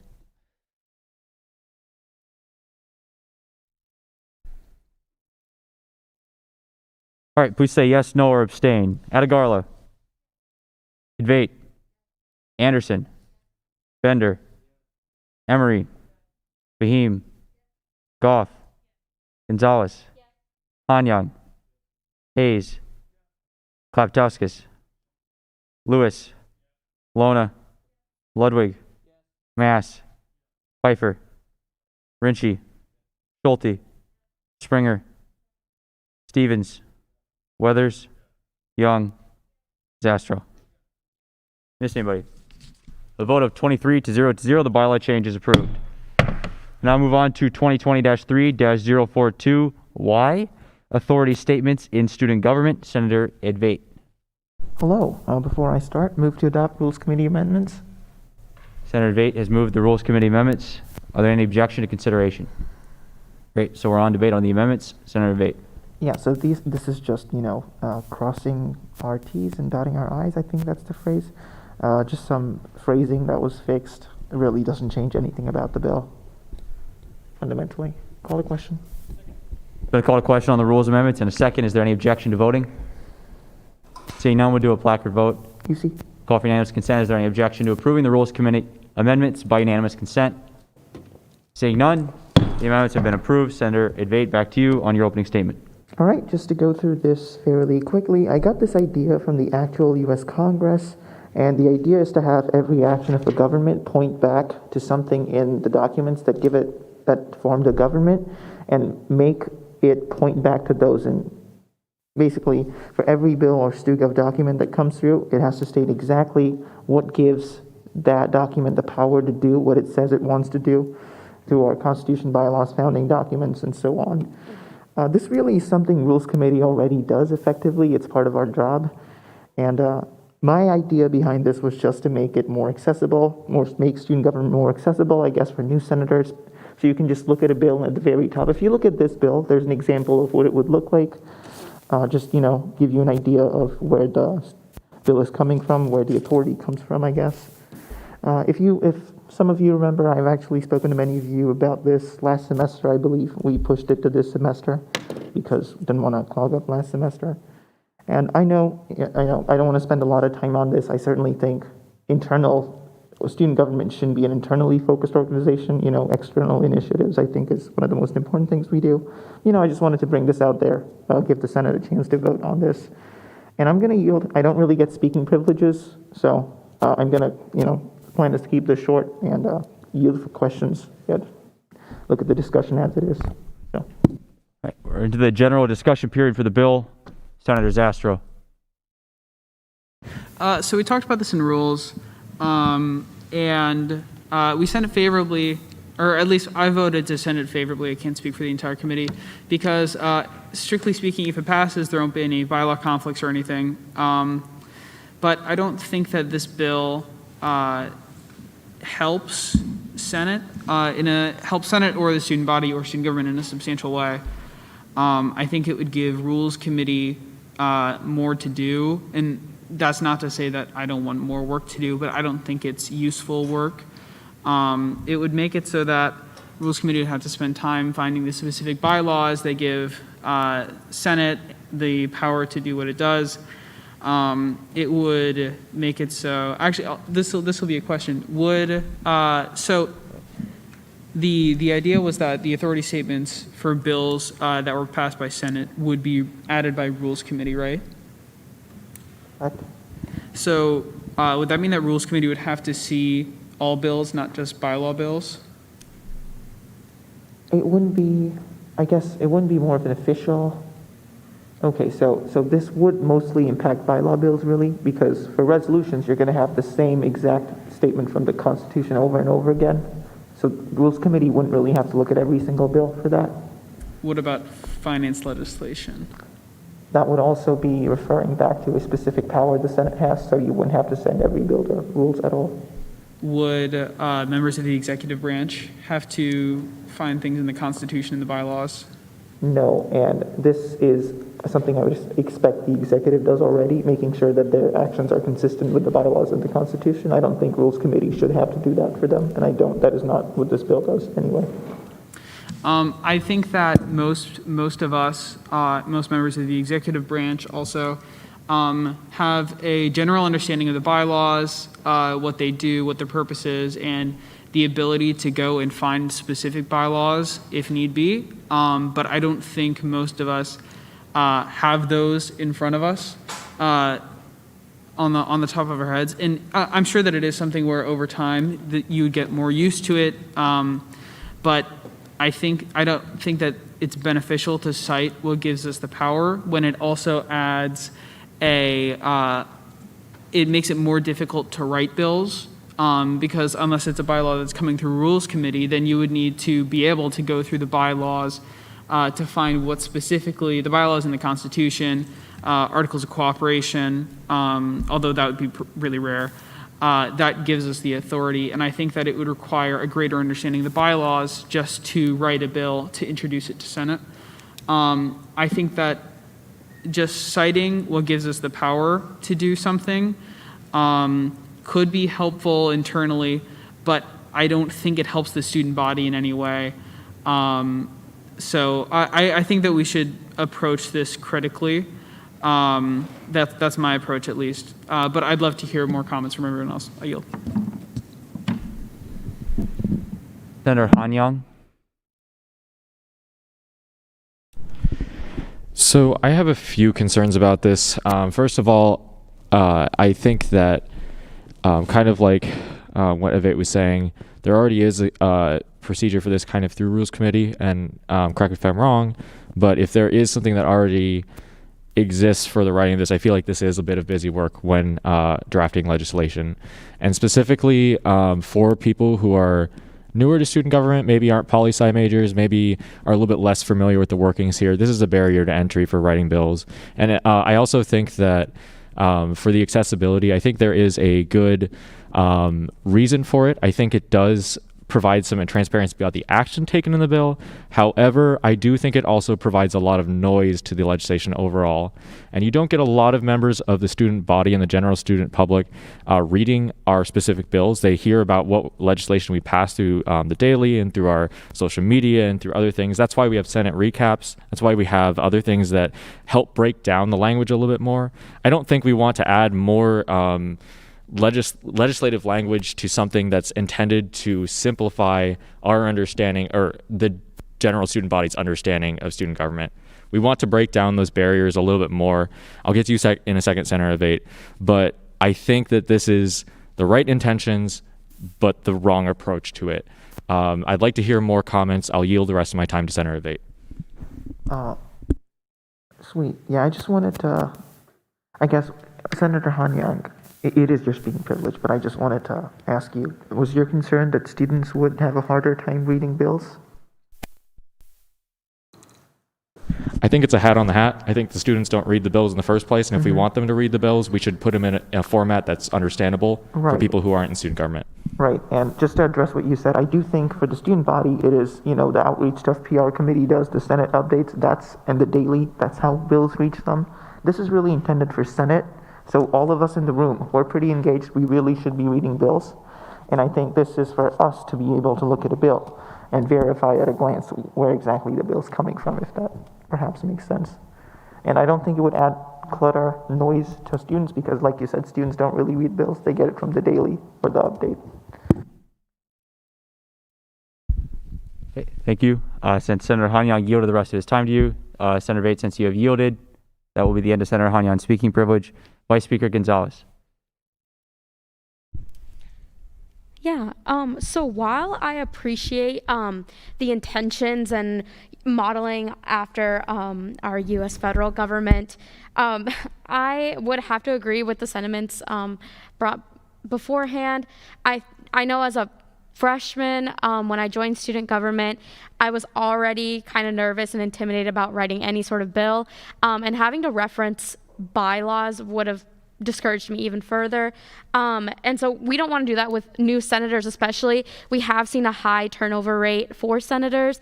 And so while everyone in this room should be well versed in the bylaws and our Constitution, that's just not always the case. And so I wouldn't want to discourage senators especially new senators, from writing new bills. There hasn't been an issue in the past before with people writing bills and not having the power to do whatever those bills say. It just hasn't come up. So I do appreciate the work that was put into this bill. I do appreciate the idea behind it, and wanting to make sure that when senators write bills, they're writing it within the powers that are given to them. But I just think that this won't again, help senators, it will keep senators from being encouraged to write bills. I yield. Speaker Ludwig. Yeah, I agree a lot with what Vice Speaker Gonzalez has said. I do appreciate where this comes from. I mean, accountability in government and whatnot, and understanding what we can do is important. I'm not so worried, I guess, about student government going beyond its authority. And so there's an extent to which I find this a little unnecessary. I think we can all be trusted to police each other. If a senator's writing a bill and I see that, maybe it's something that we can't do, or maybe I think it would go through a different route, I can have that conversation with them. I'm not worried about anyone overextending our authority. And I also agree that it just does create an accessibility issue. I think it creates barriers for new senators.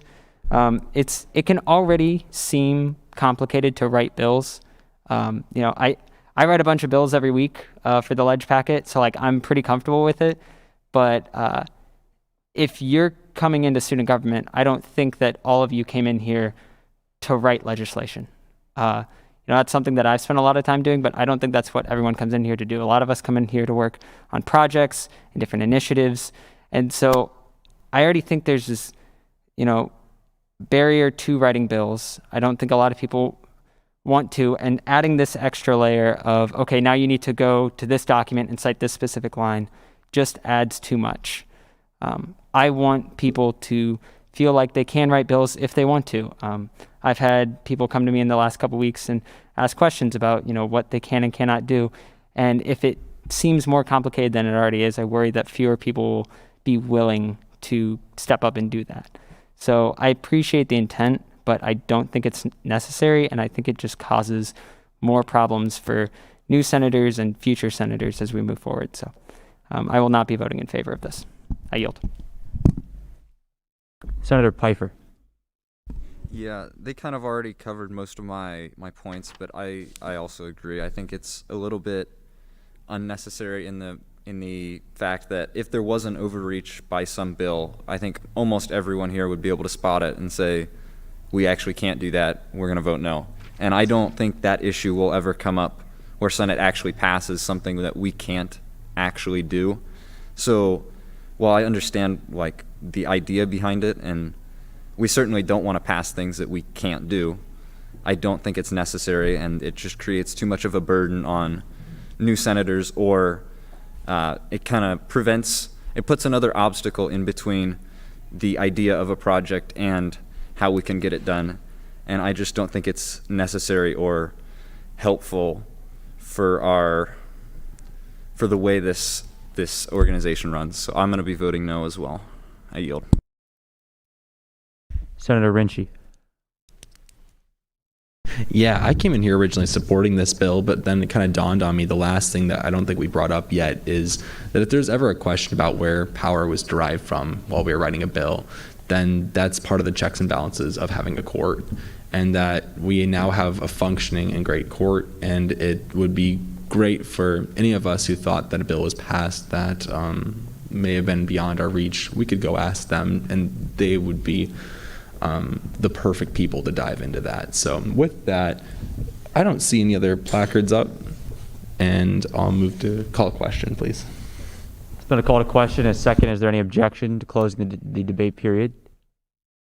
Seeing none, Senator Debate with a closing statement. Yeah, again, just to reiterate, this is just something I saw the U.S. Congress does, thought it might be cool, so brought it here. But I understand if people have concerns. I'm not going to be heartbroken if the bill is voted down, obviously.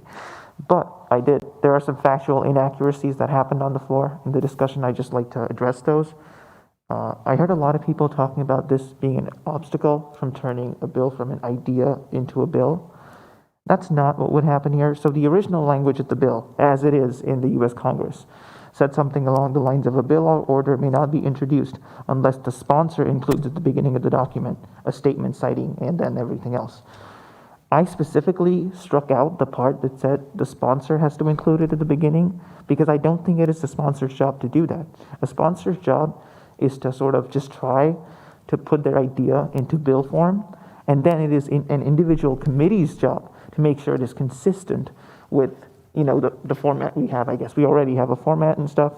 This just I guess sort of adds to the format. It is a job the committee does already, and like Speaker Ludwig said, not everyone here writes legislation, and those that do, they shouldn't be having to put in the authority statements themselves. This is something the committees, as it is part of their due diligence, they should be putting in there. So the rest of us, when I came here, I didn't really understand the bylaws that much. I'm still learning, but I guess, here's the bylaws. Here's how this legislation works, I guess.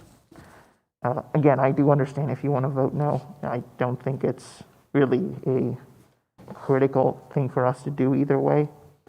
But yeah, I think the change wording reflects the fact that the sponsors would not be an added barrier. So if you're voting no based on that, I would ask you to reconsider. If you had other reservations, I completely understand. Yeah, and just to speak to the bylaw thing, I didn't really bring this up because of there's been overreach in the past, but we've definitely gotten things wrong in the past. Heck, we've passed rules committee, we've passed bills, sent bills here that were problematic. In fact, I think I might have written that bill because I didn't really understand how the bylaws worked at the point, maybe. So, yeah, just context, I guess. I'm going to yield. Please vote however you see fit. I hope that added information helped you make an informed decision. I'm going to yield. We do a roll call vote. Please vote yes, no, or abstain. Adagarla. Advait. Anderson. Bender. Emery. Beheim. Goff. Gonzalez. Hanyan. Hayes. Klaptauskas. Lewis. Lona. Ludwig. Mass. Pfeiffer. Rinchie. Schulte. Springer. Stevens. Weathers. Young. Zastro. Miss anybody?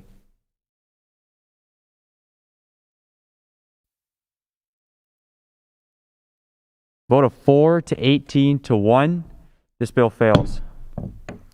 We'll move on to Special orders within special orders 2020-3-081 SG, seating a new clerk with Speaker Ludwig. Yeah, so Vice President Schroeder has nominated a new clerk. So if our clerk would like to approach the podium and they can speak to, and if a former clerk Rolling would like to take over the minutes. Yeah, so if the nominee just wants to talk about experience and why they want to be clerk, that'd be great. Sure. So experience I've had in the past, I'm in a fraternity, and I've had to take several different types of meeting notes for the different positions I've had. I was also and am the secretary for the election commission, so I thought through that I had gotten some experience with student government and thought it would be a neat position. I also liked that it was paid. I thought that was pretty neat, and thought it would be a good way to get involved in student government. So I'm also Trevor, by the way, and I'm a junior. Yeah, so I think Trevor will do a great job. I know that he just took over as the Finance Committee clerk as well. But yeah, I will yield for questions if there are any. Senator Zastro. Trevor, what's your last name? Poundstone. Thank you. Clerk Poundstone has done an amazing job for Finance Committee through our one meeting yesterday. So I think that he is committed to the role and totally on board. I would encourage you to vote yes. I yield. Just call to question. Second. Is there any objection? Okay, then seeing no objection, Speaker Ludwig, do you have a closing statement? Yeah, I obviously encourage you all to vote yes. I think Trevor's going to do a great job, and anyone who's willing to sit here in silence and just listen to us talk for hours on hours, I think would be great. So I'll yield. All right. This requires a majority vote. This is called for unanimous consent. Is there any objection to approving the clerk by unanimous consent? And seeing none, the clerk has been seated to the position.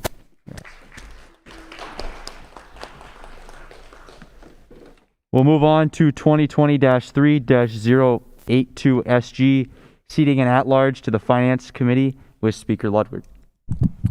Right. So we also have a nominee for an at-large position on finance. If they would like to approach the podium and talk about why they would like to join the Finance Committee and what their experience is, that'd be awesome.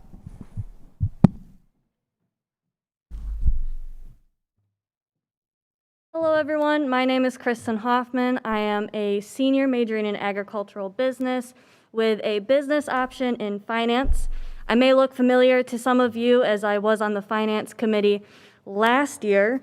Unfortunately, due to a big opportunity I had at home and all of my classes being online, I did decide to stay, which took away from my opportunity of being a part of student government yet again.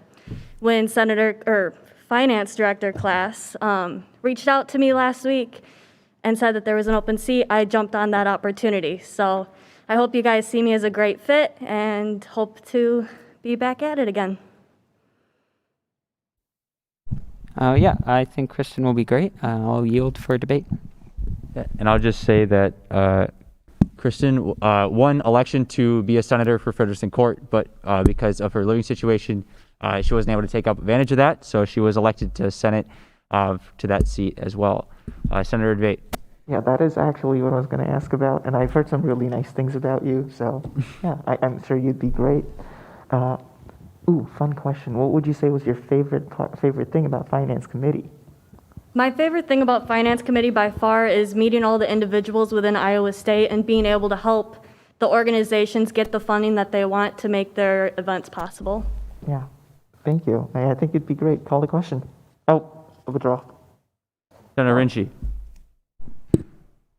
Yeah, I couldn't live with myself if I didn't speak here. So I've known Kristen since I was a freshman. She's in my major, and I have to say that she is someone who's incredibly competent, hardworking, is a person that everyone turns to in our classes to help us learn material that we're struggling with, and she's always dedicated to helping to improve the college experience of all of our peers. So I'd very strongly send a recommendation for her today. So with that, I'll call the question. Thank you, Advait.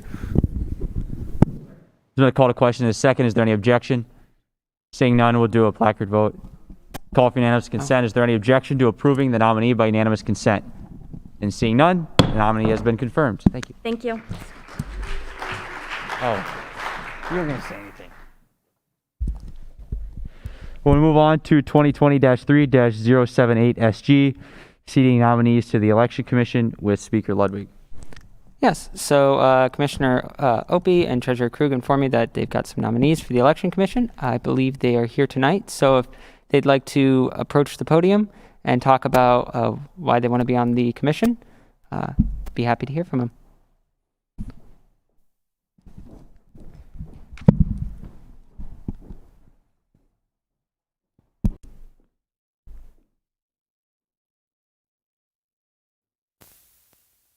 Good evening. My name is Cooper Pierce. I'm a nominee for the Election Commission tonight, and just to give you a little background, I'm a sophomore here, and I'm interested in, becoming involved in student government, and I think Election Commission would be a great role for that.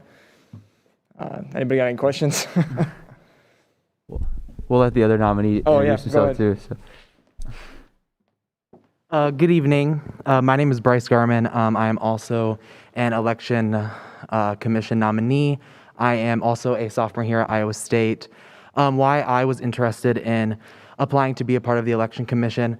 My mother was a county auditor, so I don't know if any of you know what that is, but they're actually the county commissioner of elections. So I spent a lot of my time helping with general elections, primary elections, and it was always drilled in my head, the importance of voting. So I think that I will be able to bring a new positive outlook to the Election Commission by sharing my passion for election integrity, as well as the importance of students on Iowa State using their ability to use their voice to vote. Thanks. Speaker Ludwig, back to you. I will yield for debate. Senator Debate. Thank you both of you for coming out. Just a couple questions. I guess just as a prelude, I asked this to everyone, so just FYI, I guess. So I know nominee Garman did address most of this.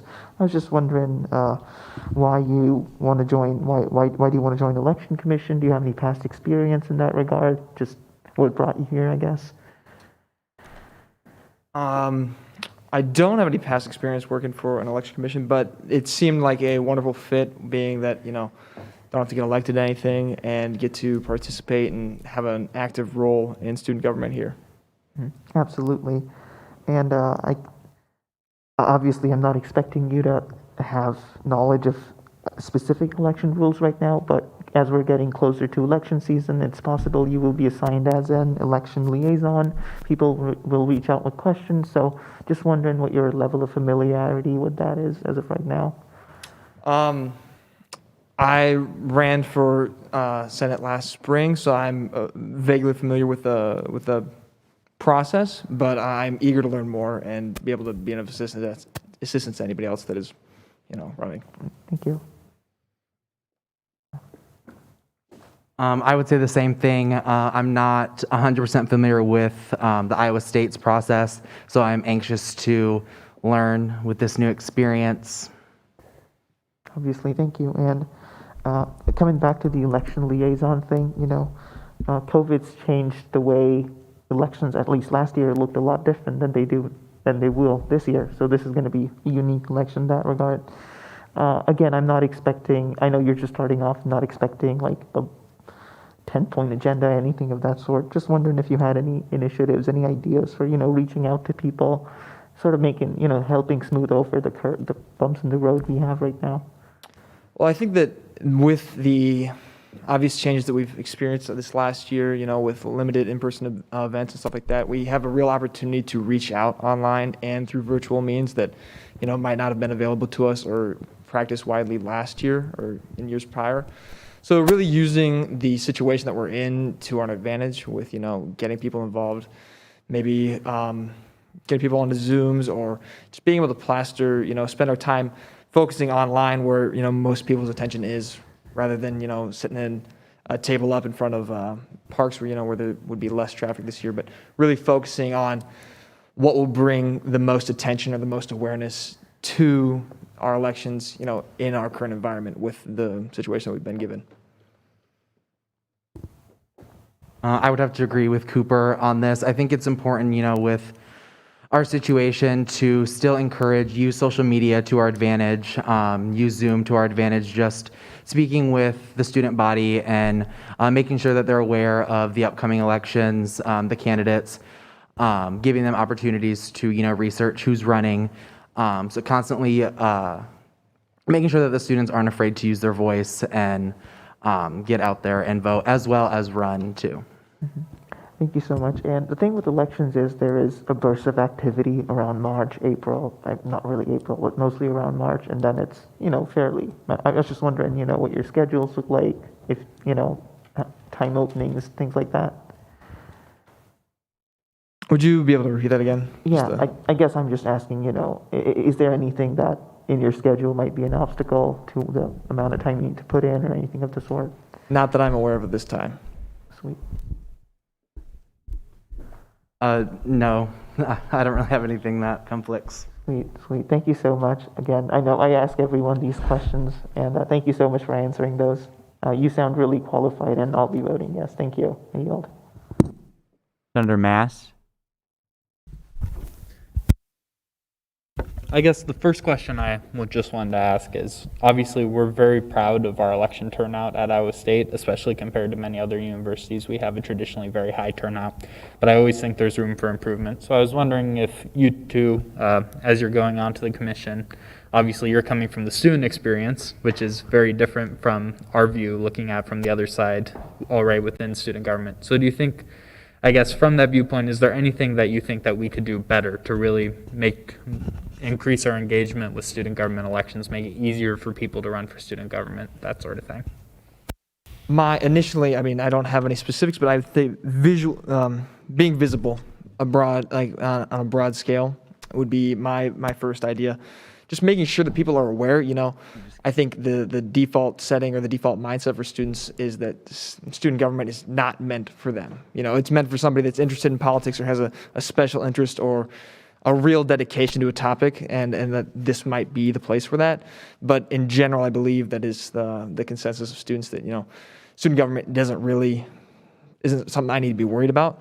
But being able to raise that visibility, be able to say, hey, this is what we do. We fund clubs, and then we participate, we allow and we approve all these broad ranges of the student government, of all our responsibilities here, and demonstrate that, the decisions that are made here impact students' lives every day, and by doing that, maybe we can increase the awareness and the commitment that people have, or the understanding that, this isn't just a group of people that sit and make decisions that have zero impact on anyone. It's real decision making that has impacts on their lives, and by voting, they can have a real voice in that process. I would have to agree with everything Cooper said, but I would like to add that I think that the student government here does a very good job of especially using social media as a platform to get to the student body. I know that I follow your Instagram, and you're constantly posting when you're having meetings, doing overviews. So, you guys already do a very good job of making sure that the student body is aware of what you're doing. I just think if we continue to use social media, use emailing as systems to get out to the student body to make sure that they are aware of what you guys are doing, and then it also gives them a chance to see it as an opportunity for them to get involved and then use their voice to benefit the student government too. Thank you. I've got one more question for nominee Pierce. So can you tell me what one of the key elements of political question doctrine is? It is the key element, I would say, the most important one is the textually demonstrable commitment to a coordinated branch of government. Does that suffice your answer Yeah, I your think question? so. All right, So, thank you. Yeah. Thank you for that. I think both these nominees are eminently qualified. I look forward to having both of them serve on the commission. With that, I yield, Mr. President. Vice Speaker Gonzalez. Hi, over here. So I just have two quick questions. I always love seeing new faces come to student government. And so can I ask both of you how you guys came to know student government or how you were approached about election commission? So I'll just start with that one. Yeah, my first interaction with student government was like Club Fest last year, and I was, talked to somebody about the possibility of running for Senate, and I did. I forgot to tell people that I was running, so nobody voted for me, which, that'll happen. But I got an email this fall about joining the election commission, and thought it would be a great opportunity to get involved. So here I am. Can you repeat the question? Yeah, no, of course. So I love when new people come to student government. So I just wanted to know how you were introduced to student government and how you were approached with election commission. This is my first year at Iowa State. I'm a transfer in from DMAC, so I was involved with the student government there. I know Cassie Bond, who has been involved with student government. So that's kind of how I was familiar with Iowa State. And then I had just gotten the email that they were looking for. There was an open seat for the election commission, and just with my previous past with working with elections and my passion for voting integrity and stuff, I thought it would be a good fit. Awesome, yeah. And then do either of you see yourself in the future and getting involved in other branches of student government, or what does that look like? It is certainly possible. Yeah, I would say it's possible. Okay, awesome. I'll yield, and seeing no other placards, I'll call to question. It's been a call to question. I heard a second. Is there any objection? Seeing none, Speaker Ludwig, do you have a closing statement? Yeah, I think both of these nominees are very qualified, so I would encourage everyone to vote yes. So I will yield. We'll go into a placard vote on the nominees. There's been a call for unanimous consent. Is there any objection to approving the nominees by unanimous consent? Seeing none, the nominees have been approved.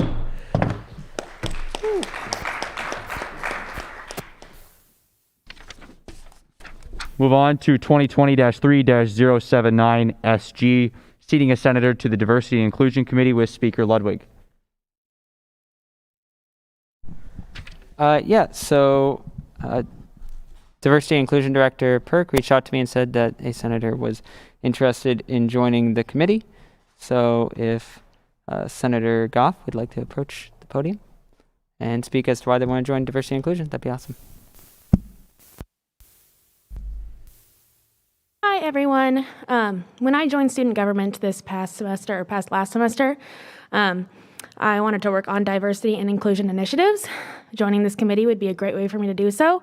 I have done so at the College of Veterinary Medicine level, as well as done my own training to be able to be both personally and professionally better in diversity initiatives.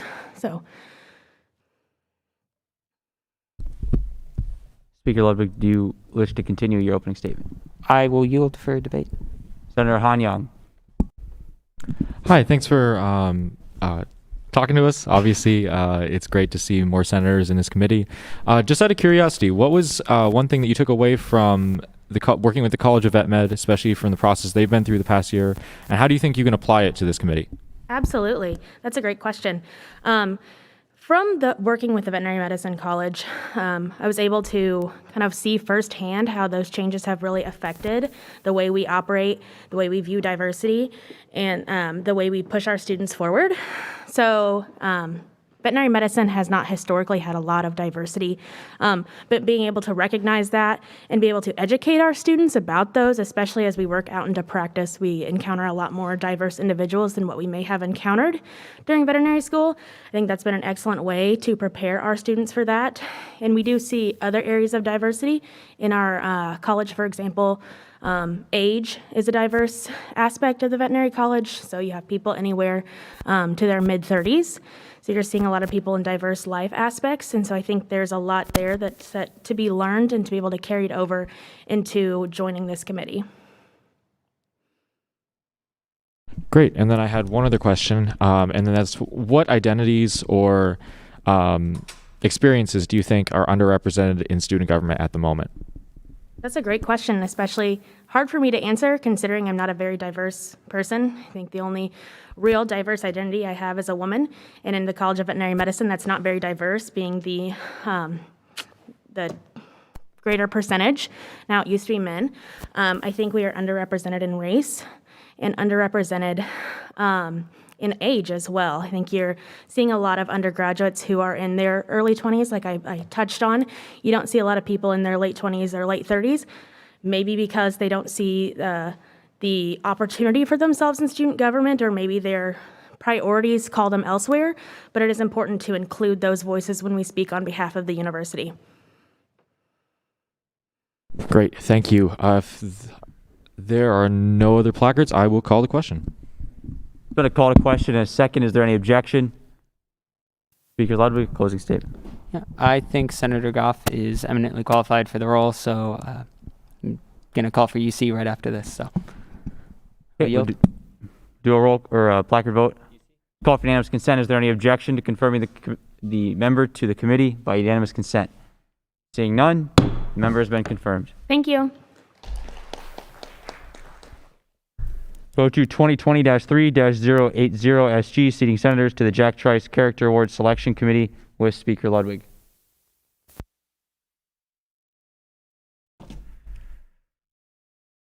all right. We provided the money for an endowment for the Jack Trice Character Awards scholarship, and as a part of the financial agreement between us and the Iowa State Foundation, we have 2 seats for senators on the selection committee.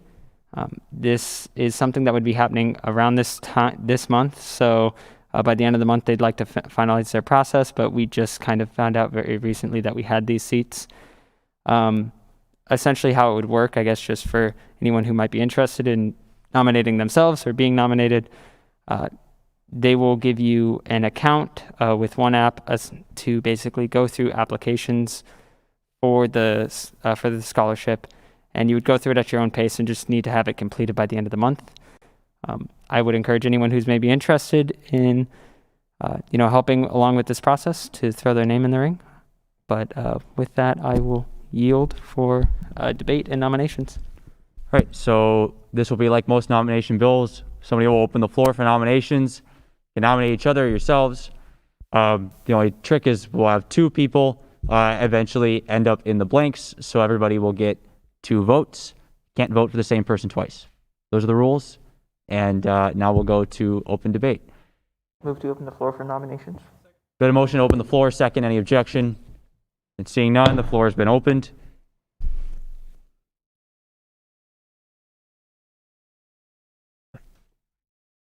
You can make motions.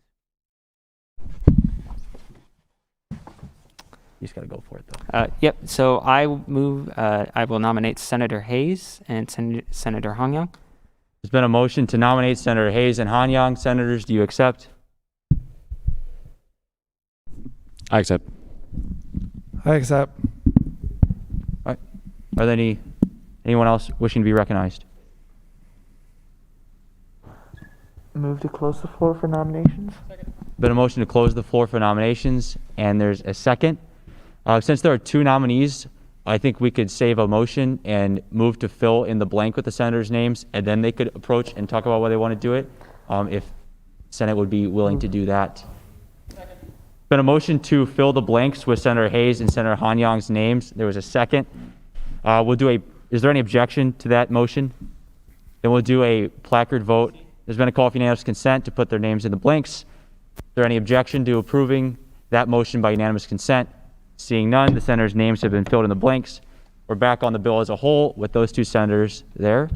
We can do that, and then I'll call on somebody to yield to you if someone would like to volunteer their speaking privilege for such a motion or an ability. Senator Zastro. Vice President Schroeder, is it your intent for me to yield my time to these 2 folks? That would be what I would recommend. Okay, I will yield my time jointly to Senator Hanyang and Senator Hayes.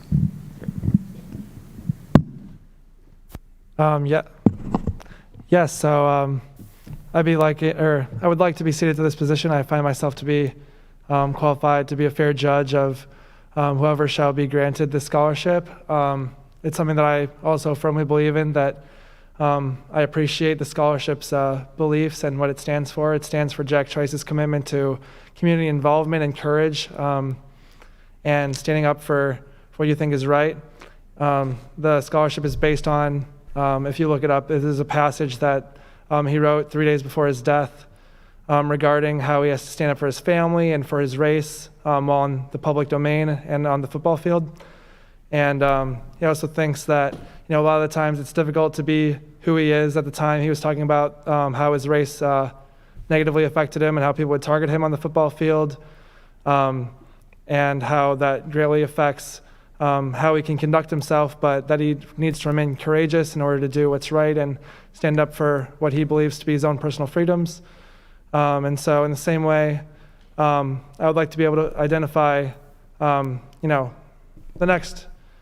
next Jack Trice, so to say, and be able to properly grant them the scholarship and to be able to help identify the people who perhaps need the scholarship and are worthy of receiving it.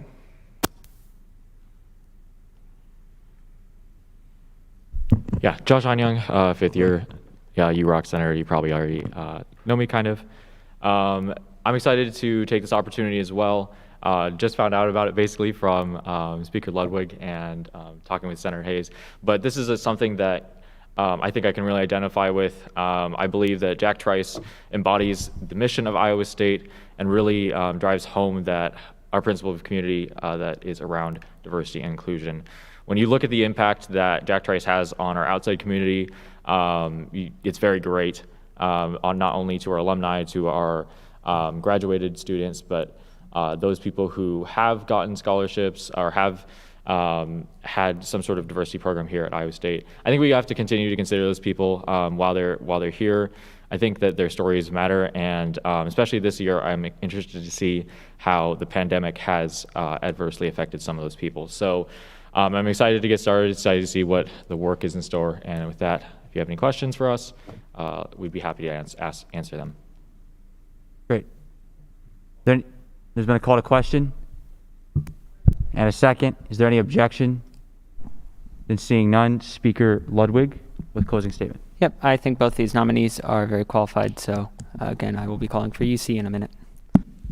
We'll do a placard vote. Is there any objection to approving the senators to the committee by unanimous consent? Seeing none, the senators have been approved.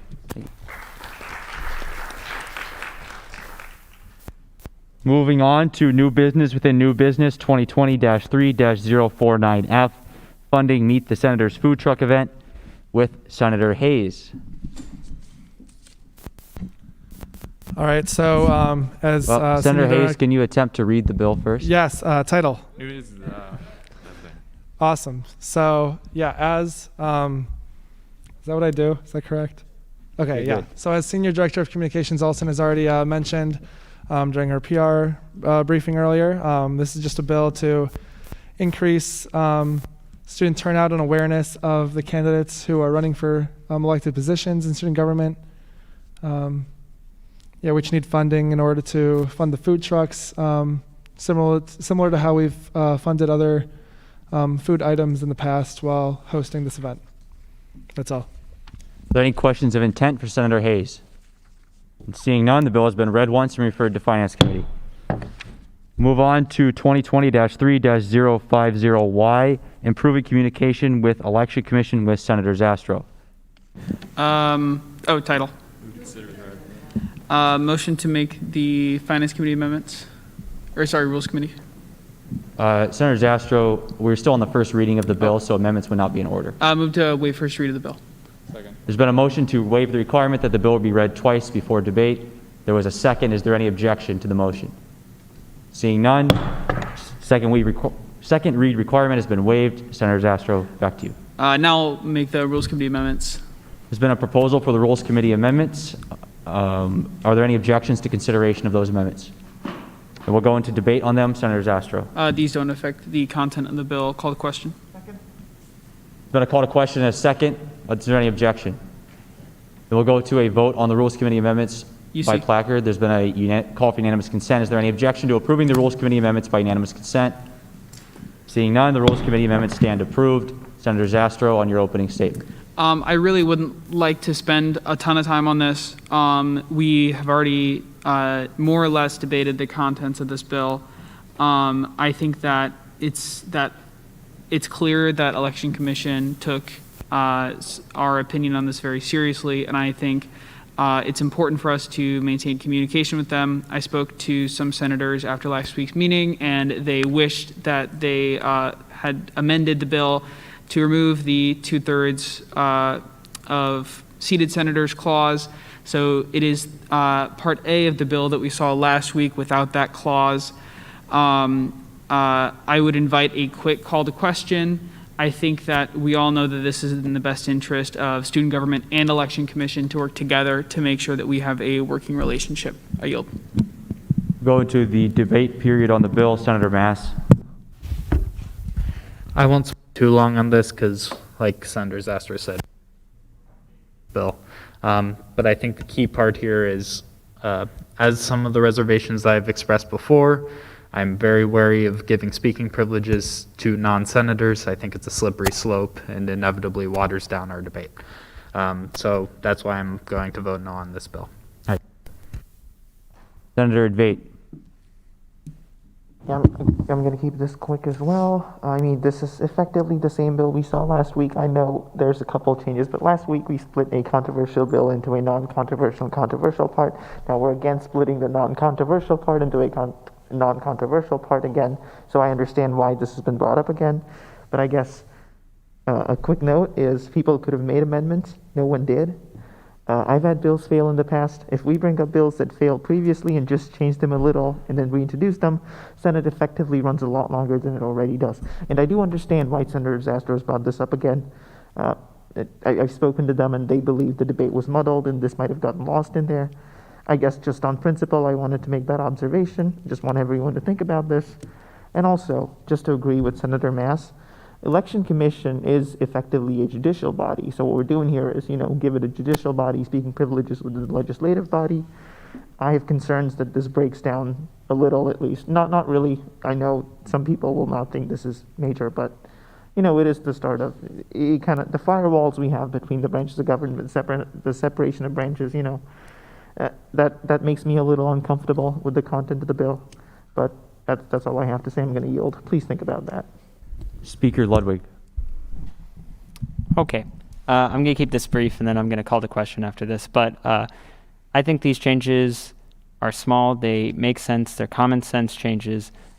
They improve the communication between, Senate and the Election Commission.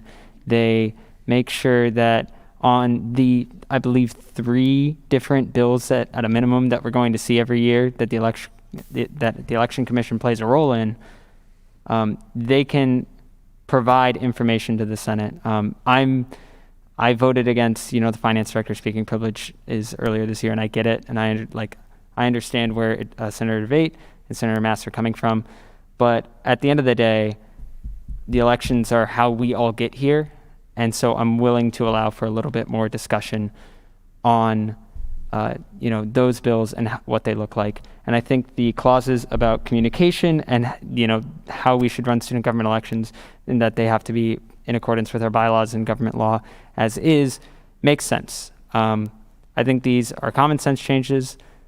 I encourage you all to vote yes, and I'm going to call the question. Second. It's been a call to question and a second. Is there any objection? Object. We will. You have to ask me. Do you want to withdraw? No. Then we're going to go into a 15-minute debate period on if we should vote on the bill. There's been a call to question on the debate period. Is there a second? Second, is there any objection? Object. Sure. Okay, so we're going to have a vote to vote. So please raise your placard up if you would like to vote on the bill now. So yes on this means you will vote now.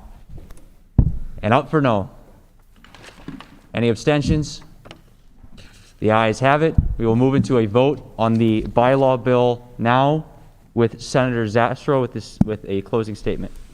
I think it's a fair argument that it's a slippery slope, but obviously when we don't have open communications with the Election Commission, we get put in the position that we're in right now. I think it's important that we do this so that we can hope to have clear communication in the future by letting them speak at our meetings, give their opinions without having to have time yielded to them. I think this is really important for the institution of our government. Please vote yes. I yield. All right, the question has been moved. We will do yes, no, or abstain on a roll call vote. Atagarla. Advait. Anderson. Bender. Emery. Bahim. Goff. Gonzalez. Hanyang. Yes.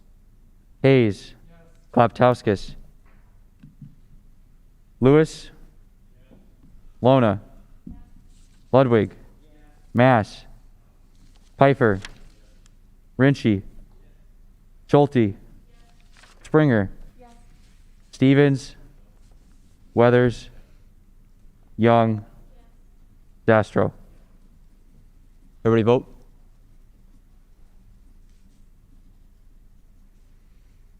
The vote of 19 to 4 to 0, the bylaw bill passes. Move on. We'll continue on to new business 2020-3-052F, theater carryover request. Senator Zastro. Title. So theater wasn't able to put on, I think, all of their shows this year. So just the line items that can be the same for next year. Instead of giving them more money in allocations, we're just going to do a carryover request. We'll see this in finance. I yield. Are there any questions of intent for Senator Zastro? Seeing none, the bill has been read once and referred to Finance Committee. 2020-3-053F, funding outreach gift baskets with Speaker Ludwig. Title. Move to consider as read.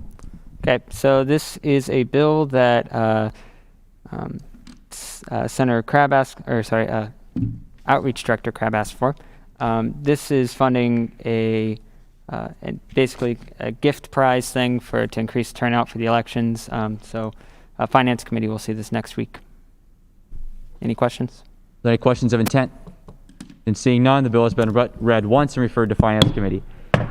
Move on to closing announcements. If anyone has a closing announcement for the body, please raise your placard. Senator Hanyan. All right. So, how many of you wait, can I do straw polls right now? Yeah? Okay. How many of you, show of hands, have heard of a cyclone aid?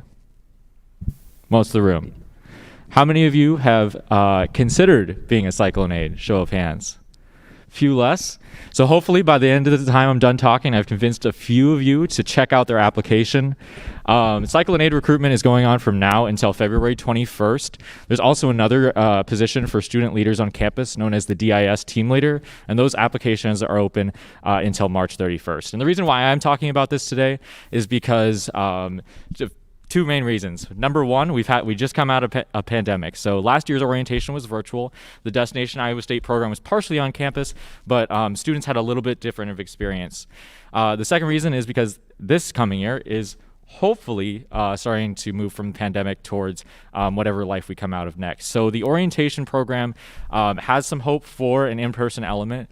That means cyclone aids will be an integral part of this, and Destination Iowa State team leaders are as well. For those of you who got into student government and are looking for other ways to get involved, this is perfect for you if you have an open summer.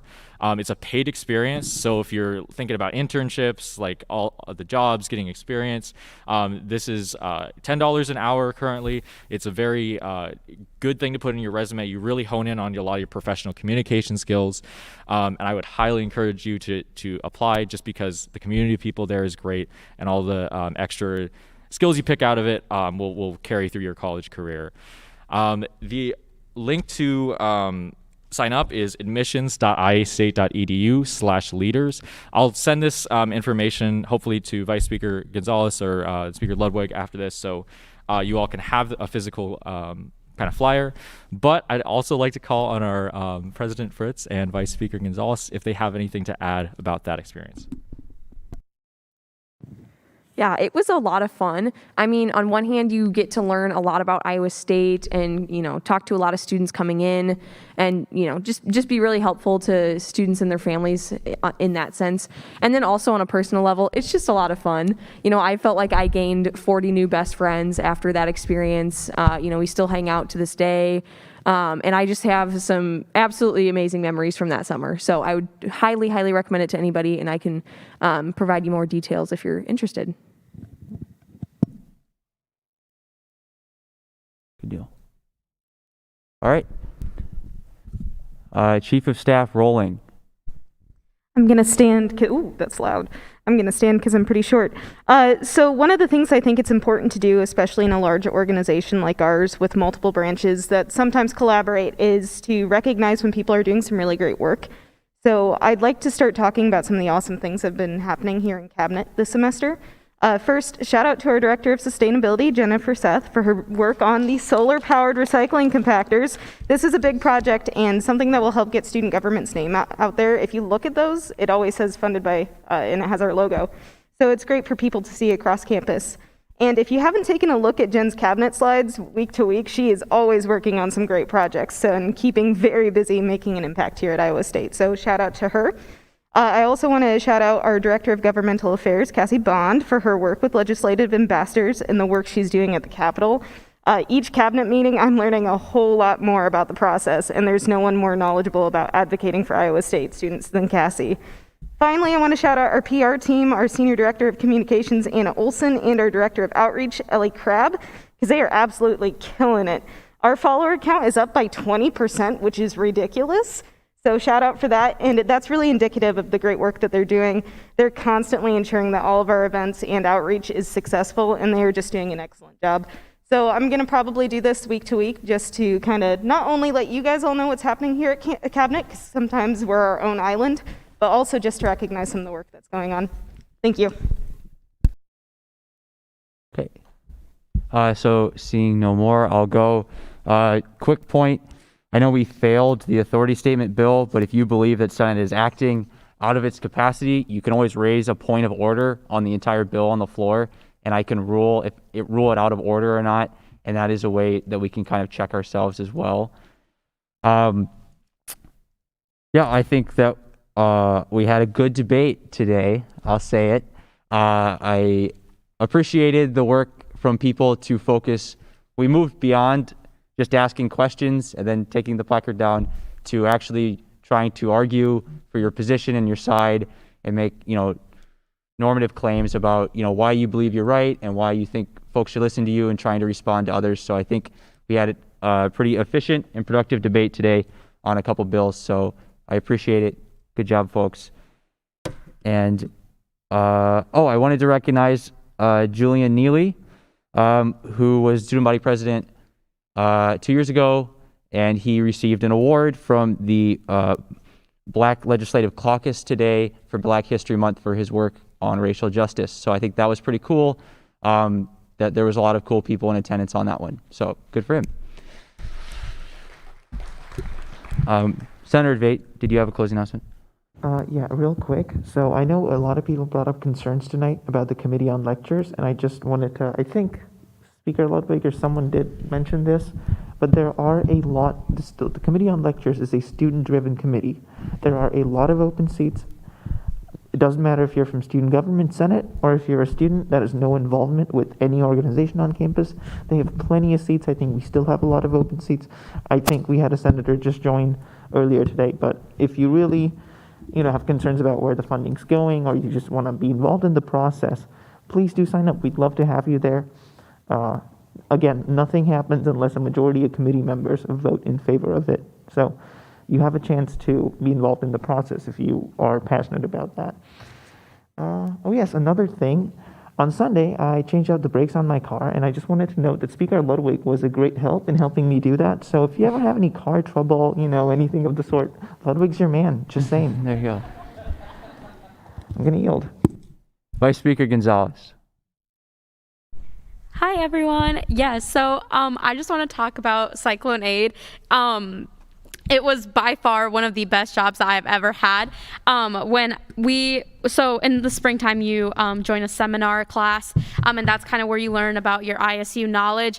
But I already knew a lot about ISU because I love ISU. But I got to learn more, and it was a really interesting experience when COVID came, and we had to move everything all online in a snap and have orientation online. And so it really did challenge my leadership in that aspect. Who knew that I would be bringing new students into college during a pandemic? But I think being a Cyclone Aid brings a lot of good experiences, and being a DIS leader.